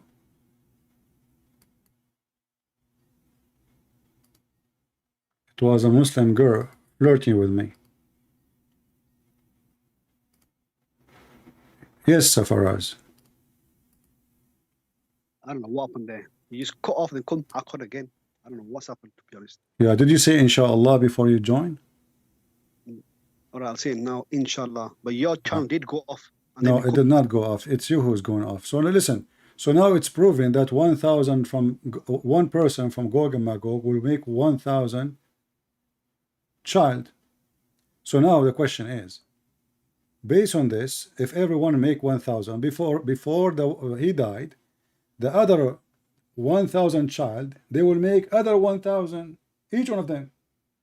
So just one person will make millions before he finishes his generation, just one. So if a Muslim, he make like maybe 20 kids, 40 kids, 50 kids, one from Gog and Magog will make millions before he die. Now, and the Quran says they are coming from every direction. So you Muslim, you say that the dam is one location, correct? Is in one location, but so how they are coming from every direction? Shouldn't they come from the location of the dam, as you told me before? You forgot? No, it's in they will come out of the you wall. said they will come from the dam location, not from everywhere. I said to you, are they going to control all the world and then they attack Mecca? You said no. They are coming from the dam location and then they will go to Mecca. And you said they are coming to Palestine first, correct? They're gonna drink the river in that sea. I forgot that sea. River's called there. Okay, hold on. How in the world there is a human being? He is Asian. He can drink a river. There's gonna be Gog and Magog. The tribe are gonna drink up all the river. There'll be too much of them. They're gonna drink it all. But a second ago you did not agree. So now too much of them to the point they would drink all the rivers in the world. Yeah. Okay, how that can be? I mean, you say things which is really stupid. So now there is too much of them. So how they were surviving all this time if they can't drink the rivers, all of them in one day? No, it says that the river's called Tigris in Palestine. Tigris river is called. They're gonna drink that. If there is any river like this in Palestine? Tigris. I don't know what that name is. Tigris. I'm asking you if there is any river. If there is any river like this? To be honest, there must be one, but I haven't done my research on that. But Yeah, if you're saying this is not a river, this is a lake. It's called Tabara, yeah?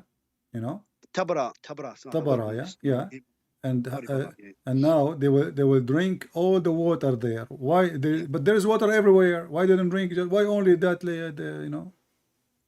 I don't know. Might have seen it and start, drinking it, and then that's it. Okay, you see. And then, okay, now let us go with you. You know, and when the Dajjal will come, do he have any connection with those Gog and Magog? The false Messiah. No. He has nothing to do with the. He has no. He's in a come. He's in a come. Was he exist in the time of your prophet?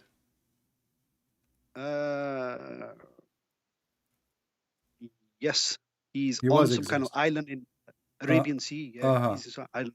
Okay, so he was exist, and it was a sign of the judgment day that the Antichrist or the Dajjal will appear, correct? He's gonna come, he's gonna come. Okay, so how it was in the sign of the judgment day and he was exist in the time of Muhammad? The first sign of judgment day was gonna be the Prophet Muhammad's prophethood. That was the first sign. That means judgment day started. The sign started. The sign started when he got the first revelation. Okay. That's the first sign. Now let us go to Ad-Dajjal. Is Ad-Dajjal is a sign of the judgment day when the Dajjal will be exist? Will be exist in the time of Muhammad supposedly, or in the end of the time? He was existing at the time of Muhammad, or even yeah. Then. What yeah? I want an answer. Give me an answer. What is yeah? Yeah, I told you he was existing then. Okay. He was exist. Why he's exist? Yeah. Is this guy Dajjal is a human? He is a powerful man, a huge person, chained up on some island in Arabian Sea. He is a huge. How huge he is? The Hadith says that his body size to be so huge. He's gonna be a young boy, but he's a body size of like a mon, like Hulk. Do he look like Allah? Like Incredible Hulk, like that huge. Do he look like Allah? No. Is he a man? Is he a man? Is he a man? He's gonna have a man.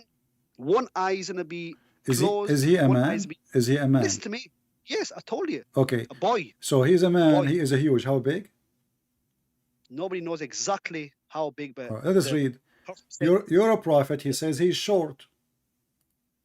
Yeah, but I'm not saying that. I'm saying that he's gonna be huge in. My friend, size, you just said he is a huge. Oh, sorry, I meant huge body size, like Hulk.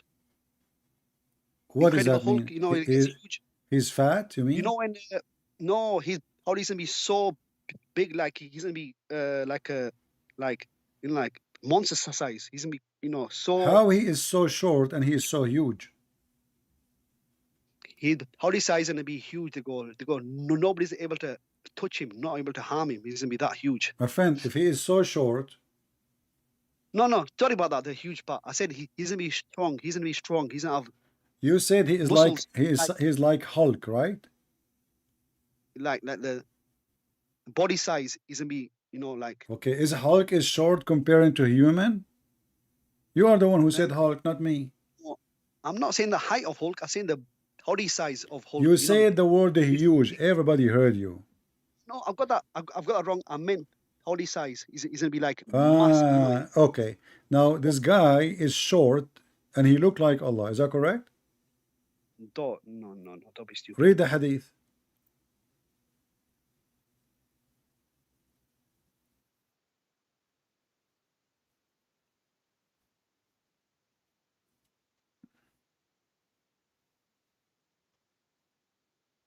Yeah. So he looked like Allah. I know this hadith. I've been reading this hadith for years. The same hadith on the every day you read the hadith. Every day you wake up in the morning for years. You read the hadith one for years. eyes. Okay, so now, as long as you read this hadith for years, You know, does it say that this short man, he looked like Allah? No. You don't What do you mean? No. Read it.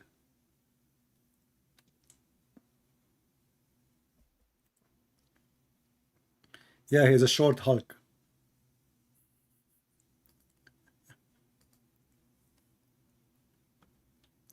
What happened? Read it. Yeah. This another hadith. It says what's going to happen is this: the Dajjal's going to be telling people that he is God. Yeah. But this okay, is warning people. But this is not my question. My question is, we are talking now about the look. You said at Dajjal he looked like Hulk, and obviously Hulk is a very small person, obviously, and he's green, by the way. But here it says he is short, and Muhammad is worried that the Muslims will think that he is Allah. No. Okay, read it. Why you don't read it? I'm reading it. Okay, no, I want to hear it. Go on, read it. I want to hear it. I have told you so much about the Dajjal that I am afraid you may not understand. And the Antichrist is short,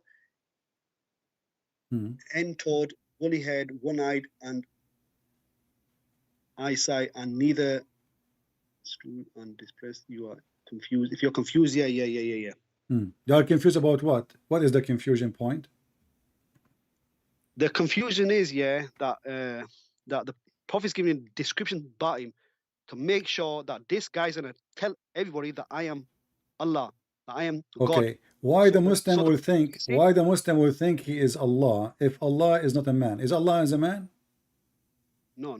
Okay, if the point is to make the Muslims confused, and the Muslims, they don't believe anyway that Allah is a man, so there's no point of this description, and you will see that the only difference between him and Allah is one eye.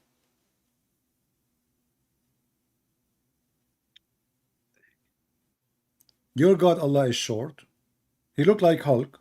Now we took that. We will add it to our description. Thank you very much. So Allah looked like Hulk, and he is short but not tall like Hulk. And he is fat, and he is woolly hair, and he is deep-seated, and but the difference between him and Hulk is the eye. Allah have two eyes, like Hulk. Allah, listen, Allah. Thank you, by the way. I like what you just said. It's really very nice, very nice. You are getting better, by the way, day by day. So according to you now, Hulk have two eyes, Allah have two eyes, but the Dajjal, he don't have two eyes, but both they look the same.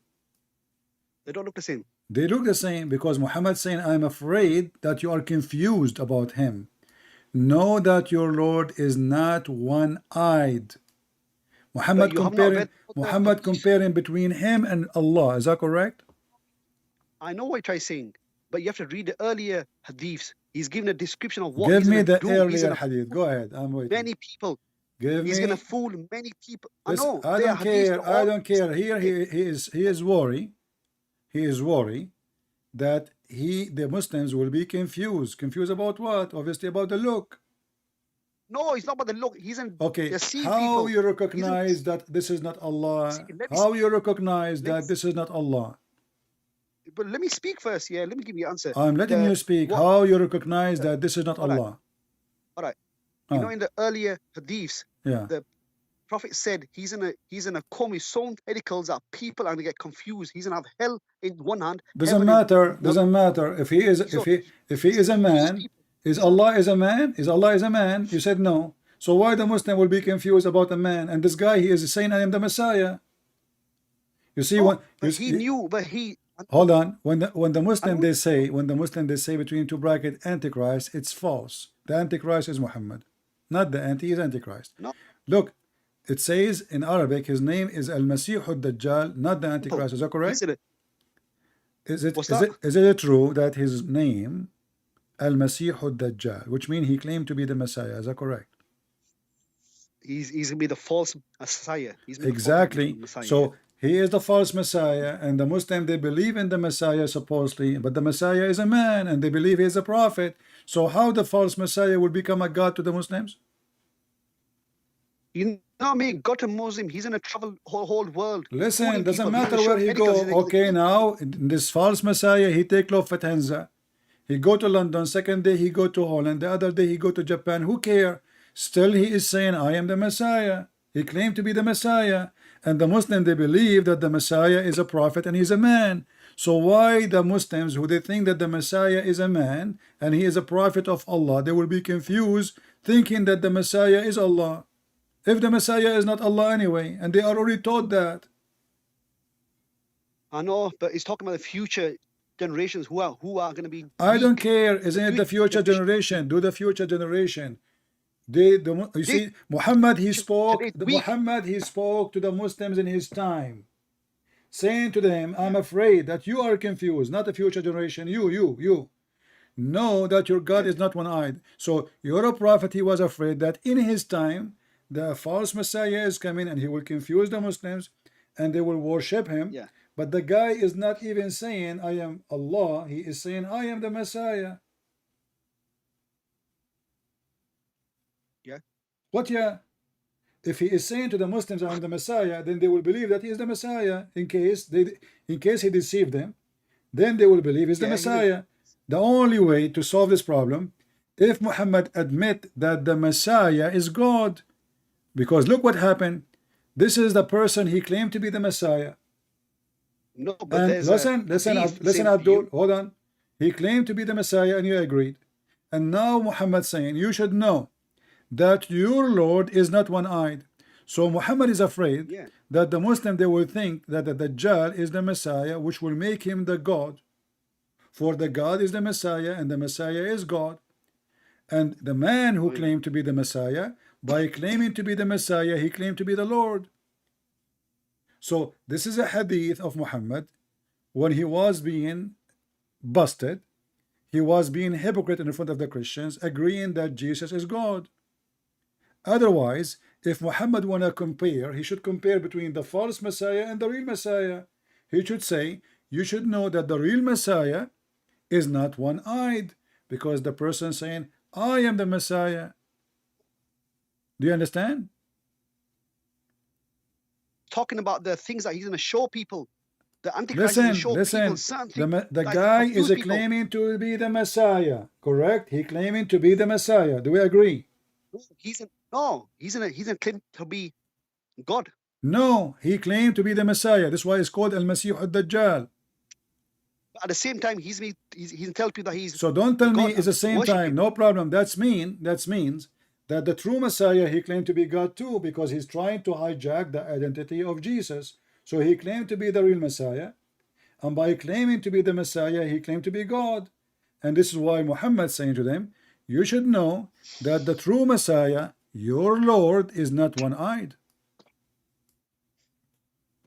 Yeah, but so now the Messiah is God. Muhammad is a fraud, because the false Messiah. Okay, hold on. Why this guy would not say I'm Muhammad? What do you mean?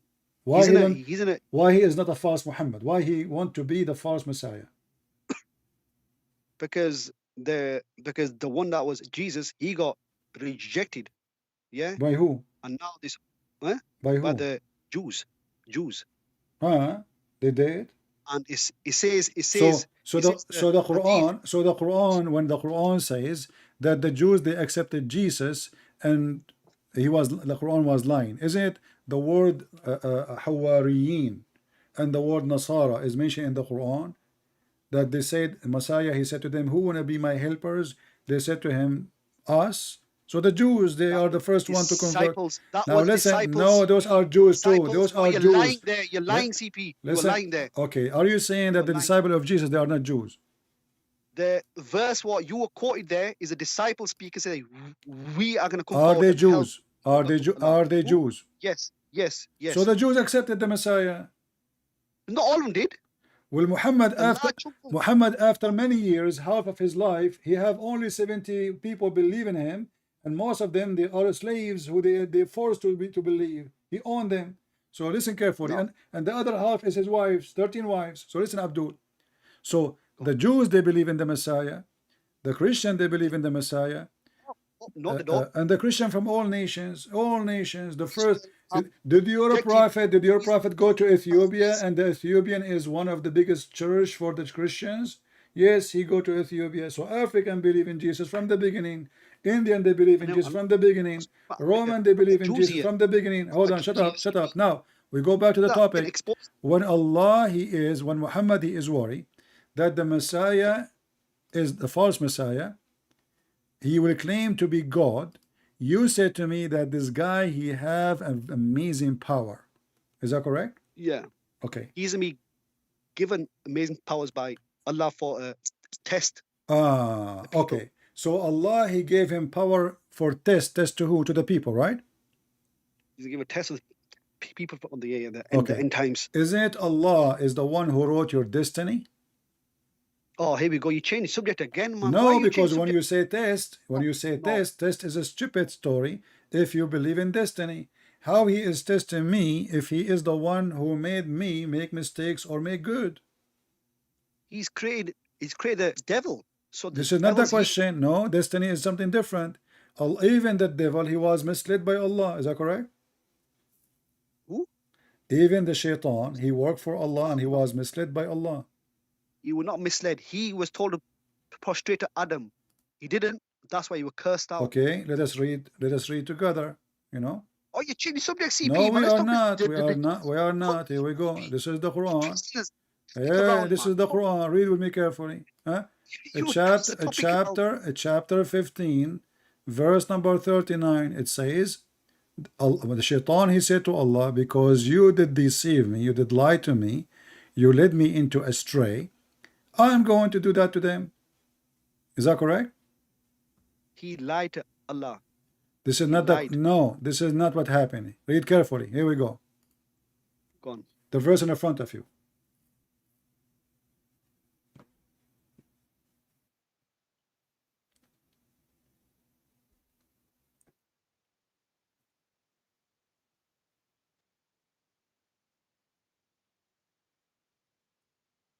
If you want to cough, go ahead. You need to cough now. Yeah. You said to me that shaitan, he lied to Allah, when the fact it was Allah who lied to shaitan. Really, curse should be upon you. Yeah. I know this verse. You know it. Okay, so how you say to me, shaitan, he lied to Allah? Allah lied to shaitan. Okay, if I say to now, you said to me before, you lie, and by saying I'm lying, you claim I'm misleading people, correct? Yeah. Okay, so if I am lying, I am misleading, and now the Quran confirmed that Allah is the one who misled shaitan. So who's shaitan? Allah. Allah is a shaitan. Okay, you see, shaitan in Islam is a victim of Allah. Shaitan said to Allah that you misled me, but he did not. Allah did not mislead him. No, Allah, he agreed. He did not say I did not. Show me. No. Where it says that? Let me answer, please. Allah told him. Wait, let me speak. Allah said to devil, prostrate to Adam. He said no, so Allah cursed him and threw him out. Why the devil he should prostrate to Adam? Forget this. Look, you're changing bloody. No, we are connecting the dots so people they can laugh. Why shaitan he should bow down to Adam? Because Allah told him to out of respect. Where in the Quran Allah said to him bow down to Adam? What's that? He told the angels and there was shaitan there as well. That is a lie. Allah, he said to the angels, he never mentioned anything about shaitan. So Allah, he said to the angels, prostrate yourself. Correct? Yeah.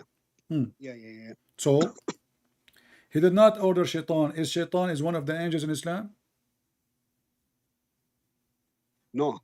So Allah is a liar. So he ordered the angels to bow down, and now he's asking shaitan why he did not bow down? Because he was with the angels at that time. What he is doing with the angels, is he one of them? No, he was with them. Let us say you are in my room right now, and I have 20 dogs and I have safaris, and I said all dogs get out. Should you go out too? No. So why you are upset from shaitan? He said all angels bow down. he said the word angels, and the Lord said to the angels. So if you are here and there's 20 dogs, and I say to the dogs, all of you get out, Safaraz, based in the Quran, should go out too, because he was between the dogs. This is your logic. Yeah, well, the main thing is he was asked simple, and he did not obey. So He never been asked. The verse in front of you, he ordered the angels, because the one who accused Adam, who is the one who accused Adam of mischievement? It was the angels. Is that correct? The angels what? Who is the one who accused Adam that he will do mischievement? Yeah, the angels. So it's normal to order the angels, because this is the penalty for they are the one who made the accusation. Shaitan have nothing to do with it. He never opened his mouth until now. But he did not prostrate. Why he will prostrate? Allah, he said to the angels, bow down. This is a hole in the narrative. The stupid Muhammad, he says stupid things, and stupid Zafaraz trying to defend the stupid Muhammad, but doesn't work. If I am saying all dogs get out, and you are a human, you don't get out, even if you are standing between them.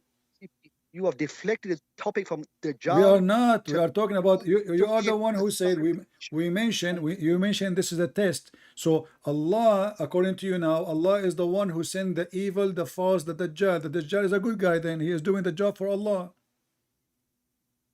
No. It's a test for the world. Listen, a test who is the one who sent the Dajjal? This Dajjal was on the earth, but nobody Listen knows question. how he got. Who is the one who gave the Dajjal the power? You said that the Dajjal is so powerful. Even your prophet, he said, this person, he can chop a person to pieces, and he put him together. Yeah. Correct? Happened. Yeah. Okay. So he had the power of God. All right. You are okay. You answer this question. Who gave no, power hold to on. the devil? Do he have the power of God? Do a Dajjal have the power of God? He has the power of God, just like the devil had. No, that power no, the devil, power. he cannot. The devil, according to religion Islam, only Allah, he can resurrect people from death. The devil has power to make people rich. This is another question. You don't, Mr. Money Dollar. I'm not talking about dollars now. I'm asking you. Does the Quran says only Allah can resurrect people from death? With His permission is from. This is another Allah, question. Yeah. So you are saying now Allah, he gave a permission to the false Messiah to kill and to resurrect people from death. Is that correct? He's given the Dajjal to do it. If he wants to do it, he gave him the power. He gave him the power of resurrection, correct? He's given the power to kill a person, a young, or he's going to come to him to. This is another question. Everybody can kill. I can kill. You can kill. A cat can kill. This is not a question. I'm asking you, when at Dajjal, he cut a human being to pieces and he put him together. Isn't it? This is what Allah, he says to Moses, like put some chickens, or like in the story of Moses, he used a cow, and in the other story he used chickens, and he cut the chickens and put them in different mounds, and I will put them together to you. So this is how Shaitan act, according to the story of Muhammad. The Dajjal, he can do what Allah, he can do. He cut him pieces, he put them together. Where at Dajjal he got this power? The Dajjal has been given the power by Allah. Thank you very much. So at Dajjal, the Dajjal is not a Dajjal. What do you mean not Dajjal? Because Dajjal mean a liar, a fraud, correct? He's going to be a test as this type of person. But he was sent by Allah. Nobody knows if he was sent by Allah. What do you mean? You are the one who said Allah will send him as a test. You forgot? He was already here. What do you mean already? Prophet. Who made him? Huh? He was a human. Who made him? Allah makes. Okay. Who gave him the power? The power be given to him by Allah, yeah. Okay. So this is a human being given the power by Allah as part of the plan of Allah to lie and to deceive. It's a test for mankind, yeah. Exactly. But this test is carried out by a lie made by Allah. So Allah, he created false Messiah, and then he sent this false Messiah to play games with us, and in order to make people believe in him, he will give him a power which nobody has except God, yeah, which means the Messiah. Yeah, and he's okay. Killed by. So who is the big liar now? Allah. because the people No, they it's are the people are poor. People they are poor. You know, this is why the Bible says, Jesus said, there's many false messiah will come and they will do miracles in my name, and they will, because they will claim to be him. But he taught us to examine the spirit, and he said, from their fruits you shall know them. So your God, he did not give you the examination of the fruit of the spirit. You Muslims, yes. you have a God who is a liar. He sent a liar to deceive the people, and even Shaitan himself was misled by Allah. Okay, let me answer. Hmm. The Prophet Muhammad has given a warning to us, give a description. If the guy comes, do not accept him. Simple. Okay. So hold on. Do not accept So Jesus, he gave that the warning that someone like Muhammad is a fraud. Don't accept him. But that will not change anything now. According to Islam, that false person was sent by Allah. You just told me that. Yeah. According to Christianity, the one who claimed to be the Messiah, he is a fabricator. He's a liar. It's not God made him, ask him to say, I am the Messiah. So your God is a scam. Your God is a fabricator. He is a scam, and he opened a scam. He have many locations in the world, many branches. It's called mosque. So now in the mosque, we teach people that we have a God. He misled Shaitan, and Shaitan now became your enemy. Let me ask you, do Allah send Shaitan and he ordered Shaitan to be the enemy of the Prophet? To all the prophets, yeah. Okay, so Shaitan, he did not choose to be the enemy of the Prophet, correct? No, he has. He does? He has done. Huh? He is the enemy of all humans. I'm asking you a serious question. Did Shaitan choose to be the enemy of the Prophet, or he chose, or it was an order? It was his own choice to be the enemy of the Prophet. So you are saying to me, your Prophet again, he lied in the Quran, because the Quran says Allah, he sent the Satans to be enemies to the Prophet. We made them enemies. Chapter 6, verse 112. Yeah, they became enemies, yeah. No, he says we make for every messenger shayateen. We make. Who is the one who made them shayateen? Allah. Who is the one who made them enemy? Allah. You said to me that Shaitan, he chose to be the enemy by choice. The Quran says no. Allah, he made them the enemy of the prophets. So Allah, he sent shayateens in mission, and they are working for him to be the enemy of the prophets. No, he's warned the devils. Allah in the Quran, he warned them. Read the verse. Read the verse. Read the verse.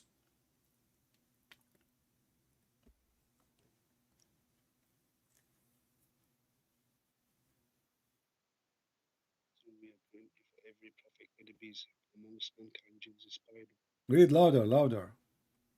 I'm just reading it. And so we have appointed for every prophet enemies, Shaitan, among mankind and jinns. So does it say we appointed? For every, Does it say we appointed? Yeah, we have appointed. Okay. For So who is the one who appointed Shaitan to be the enemy of the prophets?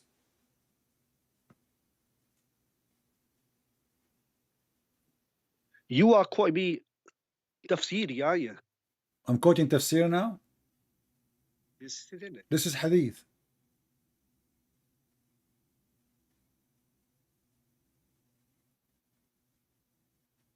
What's wrong with you? I'm showing you the Quran, and now you are saying to me you are quoting tafsir?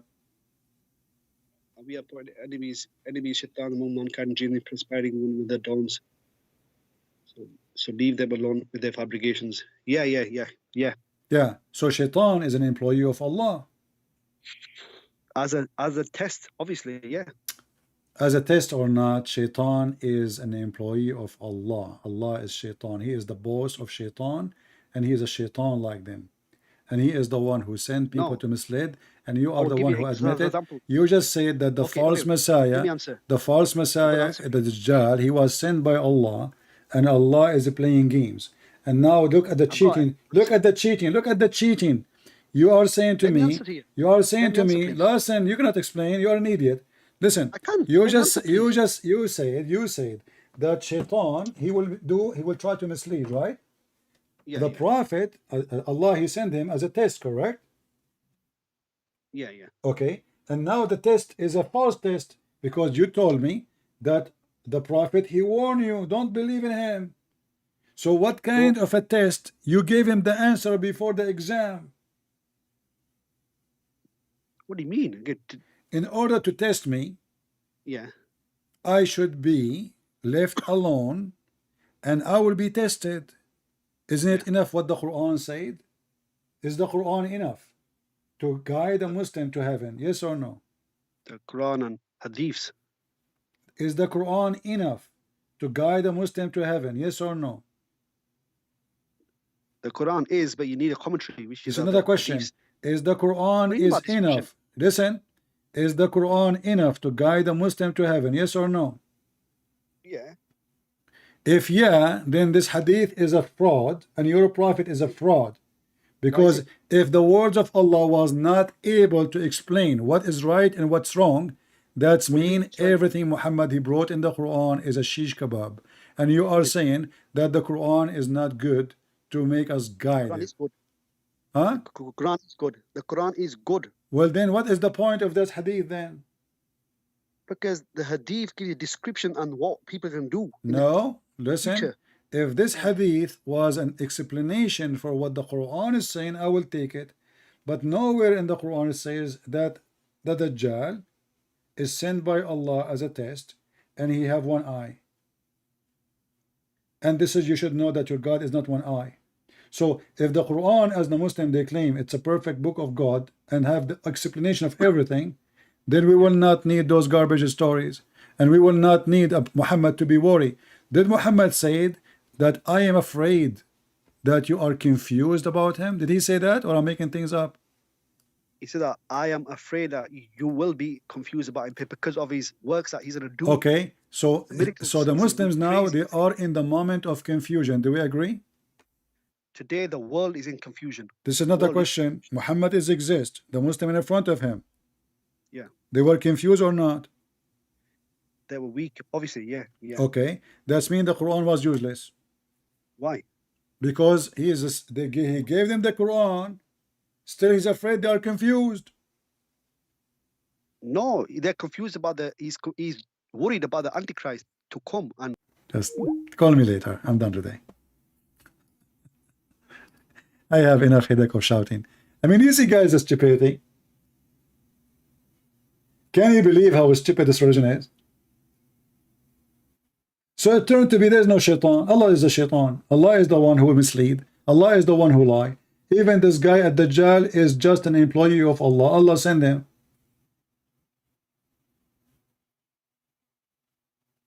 And then the Muslim, they say the Quran is the book of God, the book of guidance. And then we find that Muhammad is not agreeing. The Muslims are confused.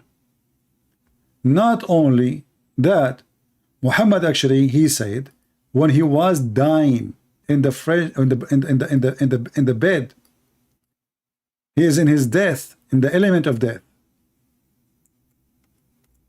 Bring me something to write for you, a paper or something.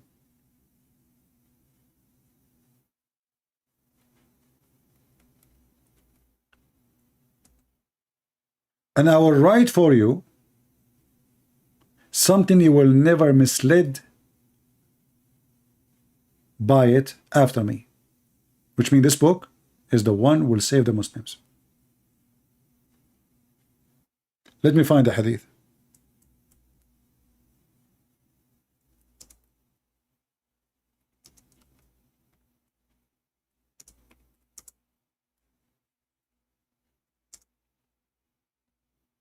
And this is getting Muhammad busted with no mercy.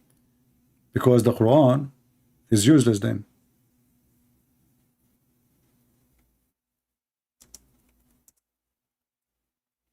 And Muhammad himself is the one who agreed that this book, not the Quran. And then Umar al-Khattab, he said,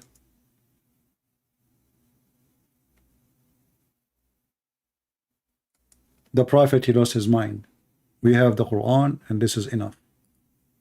Imagine Omar, the scumbag, he don't want Muhammad to say what he want to say. He shut him up. And he claimed that Muhammad, he lost his mind. And the Muslim, they say that everything Muhammad he say, it's coming from Allah. وَمَا هُوَ إِلَّا وَحْيٌ يُوحَى. Nothing he say except it's an inspiration from Allah. This is Muhammad. He was dying. The chapter, the sickness of the Prophet, SAWS, Saw, and his death. I like the Saw. Narrated Ibn Abbas, the cousin of Muhammad, saying that the situation of Muhammad became worse. Obviously, he's not drinking honey and not taking najla seed. Funny Muhammad. And his God is not helping. So he said, fetch me something. So I may write for you, which proven Muhammad he can write and read. The Muslim, they lie. Something after which you will never go astray. So the Quran is not the book of guidance. Now, Muhammad is going to write a book of guidance in the last day of his life. And what happened? The Muslims, they made fun of him. Omar, he says, the Prophet, قَدْ هَجَرَ Rasul. Hajara, which means his brain left. He lost his mind. You know?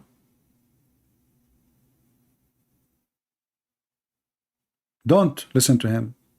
We have the book of Allah, and that's it. So, if the Quran was truly the book of God, as they claim, what this man is talking about now? He is in the last moment of his life, and now he want to write for them a book which you will never go astray. Which means everything Muhammad he said before is useless. This is what he will write, and this is what is you need. Do you see why we say Islam is a joke and stupid?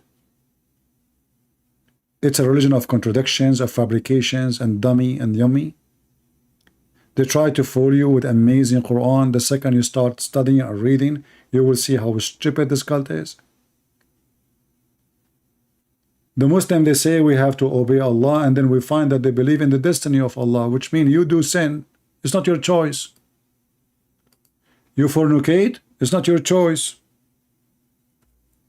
You sleep around, it's not your choice. You're a child molester, Allah he made you. You are a rapist, Allah he made you. You are a thief, Allah he decide for you. This is why we played the video before, if you remember, Mufti Mink. He spoke about the thief who they brought him to Umar al-Khattab. The thief, he said to him, why you are going to punish me for something written in my fate before God created me, before Allah created me? I did not choose to do it. Mufti Mink, he says, by the way, you get a point. If you get a good point if you think about it. This is what the Mufti Sheikh, the video is on YouTube. And then he continues saying, but the Caliphate Umar, he outsmarted him. And he said, well, yeah, Allah he wrote for you to do it, and Allah wrote for me to punish you.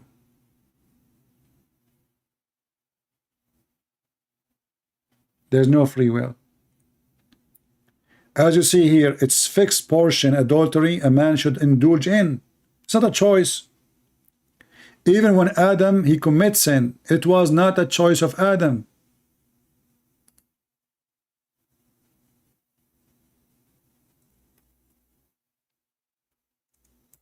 It was not a choice of Adam. Allah he wrote the destiny of something Adam should do 40 years before his creation. This is according to Muhammad. A debate happened between Moses and Adam, and don't ask how they met. The crazy Muhammad, he say whatever, who dare to question? So Moses says to Adam, because of you we are disappointed of you, because of you we are out of heaven. Adam, he says to him, do you blame me? Do you? Read carefully. Do you blame me for an action which Allah had written in my fate 40 years before my creation? And then the important is, Muhammad, he took the side of Adam, and he say, so Adam confuted Moses. Adam confuted Moses. Adam confuted Moses, because Muhammad is a Trinity guy. He always repeat things 3 times. Because 3 is the number of perfection. Do you see it? Who is the one is right? Muhammad, he said, Adam. Who is the one is wrong? Moses. And the funny is, the Muslim, they say Moses was a Muslim, but yet Moses don't understand Islam, obviously. Can you believe it? According to Muslim, Moses is one of the greatest prophets. Not the greatest like Muhammad for sure, according to Muslims. But this guy Moses, he spent his life and he did not learn that original sin is not right in Islam. Because this original sin because of Adam, we are out of heaven. This is the origin of sin. So they say to us that Moses is a Muslim, and then we find that Moses is the last one to know Islam what it is. As you see. And then we find that Adam, he did not really commit any sin. He did what Allah ordered him by fate to do.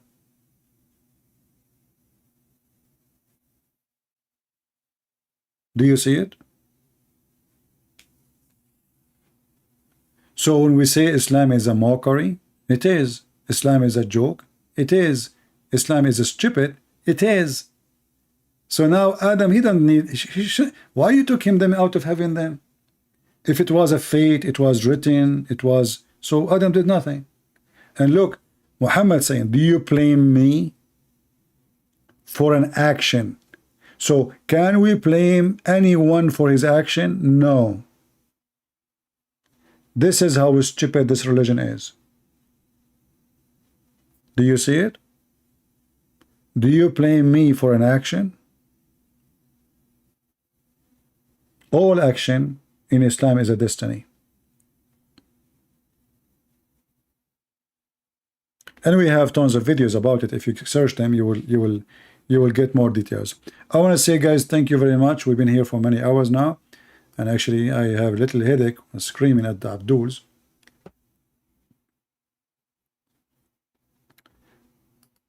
Which is really embarrassment when they try to defend their garbage cult. Islam is an embarrassment. Islam is not made for any person, any human, any group of people who have intelligence. Just check it out. Anything I said to you today, I showed you in the screen from their books. And we are challenging Muslims to call us and to join us. And we make them read it with their own eyes. And we show them the reference. We are not quoting the Bible. We are not quoting the books of the Christians. I'm not quoting my books, even though I have many. I'm quoting their books. And their books is the best way to prove Islam to be a fraud. And this is why the Muslims don't dare to debate me, because they want a Christian to talk about Christianity. And this way we can play around. You quote for us the Bible, you quote for 10 hours, they will say to you, oh, we don't believe in the Bible anyway, it's corrupted. But when you show them their books, can they say it's corrupted? Actually, they are saying corrupted. How many times this guy, he said to me, weak, da'if, and the one before him, hadith, where he fabricated the story, all of them. Islam is based in defense, and the defense is to neglect what their prophet said, to refuse it, and to push the dirt under the couch. They don't clean the dirt. They push it under the couch, and they think nobody will look down. We do. And we get you busted with it. I hope you guys, you have a good time. And always, in case you would like to hear our, when we go live, subscribe to our Patreon. It's for free. And you will receive notification immediately when I post that I will go. Sometime I do not know in advance when I'm going. So you might receive notification. I will go maybe 30 minutes after. Usually I don't post really way in advance before the time. So if you like to be notified, because YouTube always harass our channel, and they fight us, as you know. The atheists, they love Islam and they hate Christianity. So if you like to, to be notified, join in Patreon, but don't send me messages. It's just to be informed. He posted a link. The second you see I posted a link, that's mean I'm going to go live. You click on it, you see when the time is going to be, and he will be notified.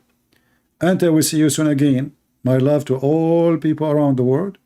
My love to Asian people. As you see, Muhammad, he think evil about you. Asian people are wonderful people. Even they eat so much spicy food, but that will not make them evil, huh? Right? Yeah, just joking. So when he speak about the Gog and Magog, they are Asian. This person is very evil. He made fun of their look, showing us how evil he is. He made fun of their eyes. He made fun of their face. He made fun of their skin. He made fun of their clothing. And not only that, he claimed that even the Turkish are Gog and Magog. Muhammad, he never thought the Turkish one day they will become Muslims. This is how foolish he is.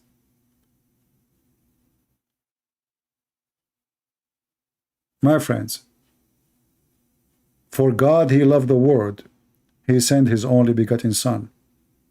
And when God he loved the world, he loved the Asian, the African, the white, the Indian. It doesn't matter what is your race. For God he loved the world.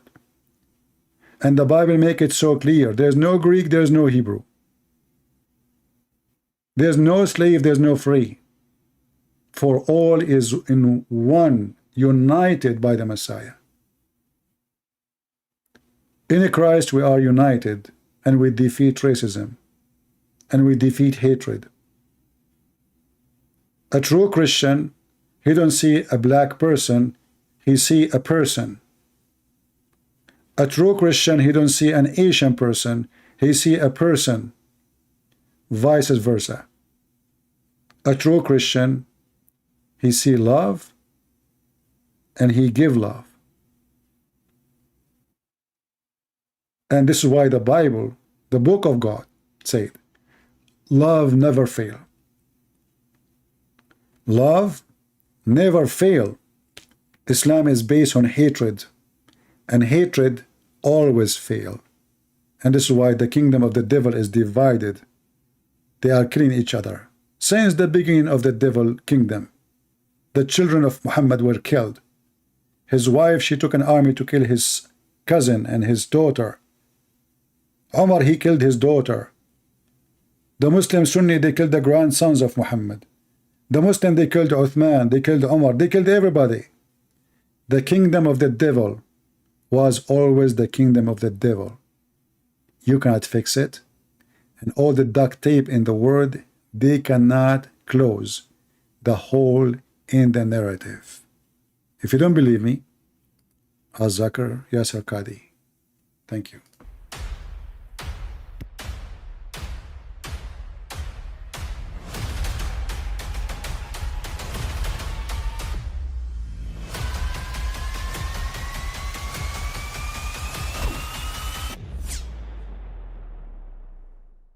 But I mean, again, he doesn't know who Gabriel is, right?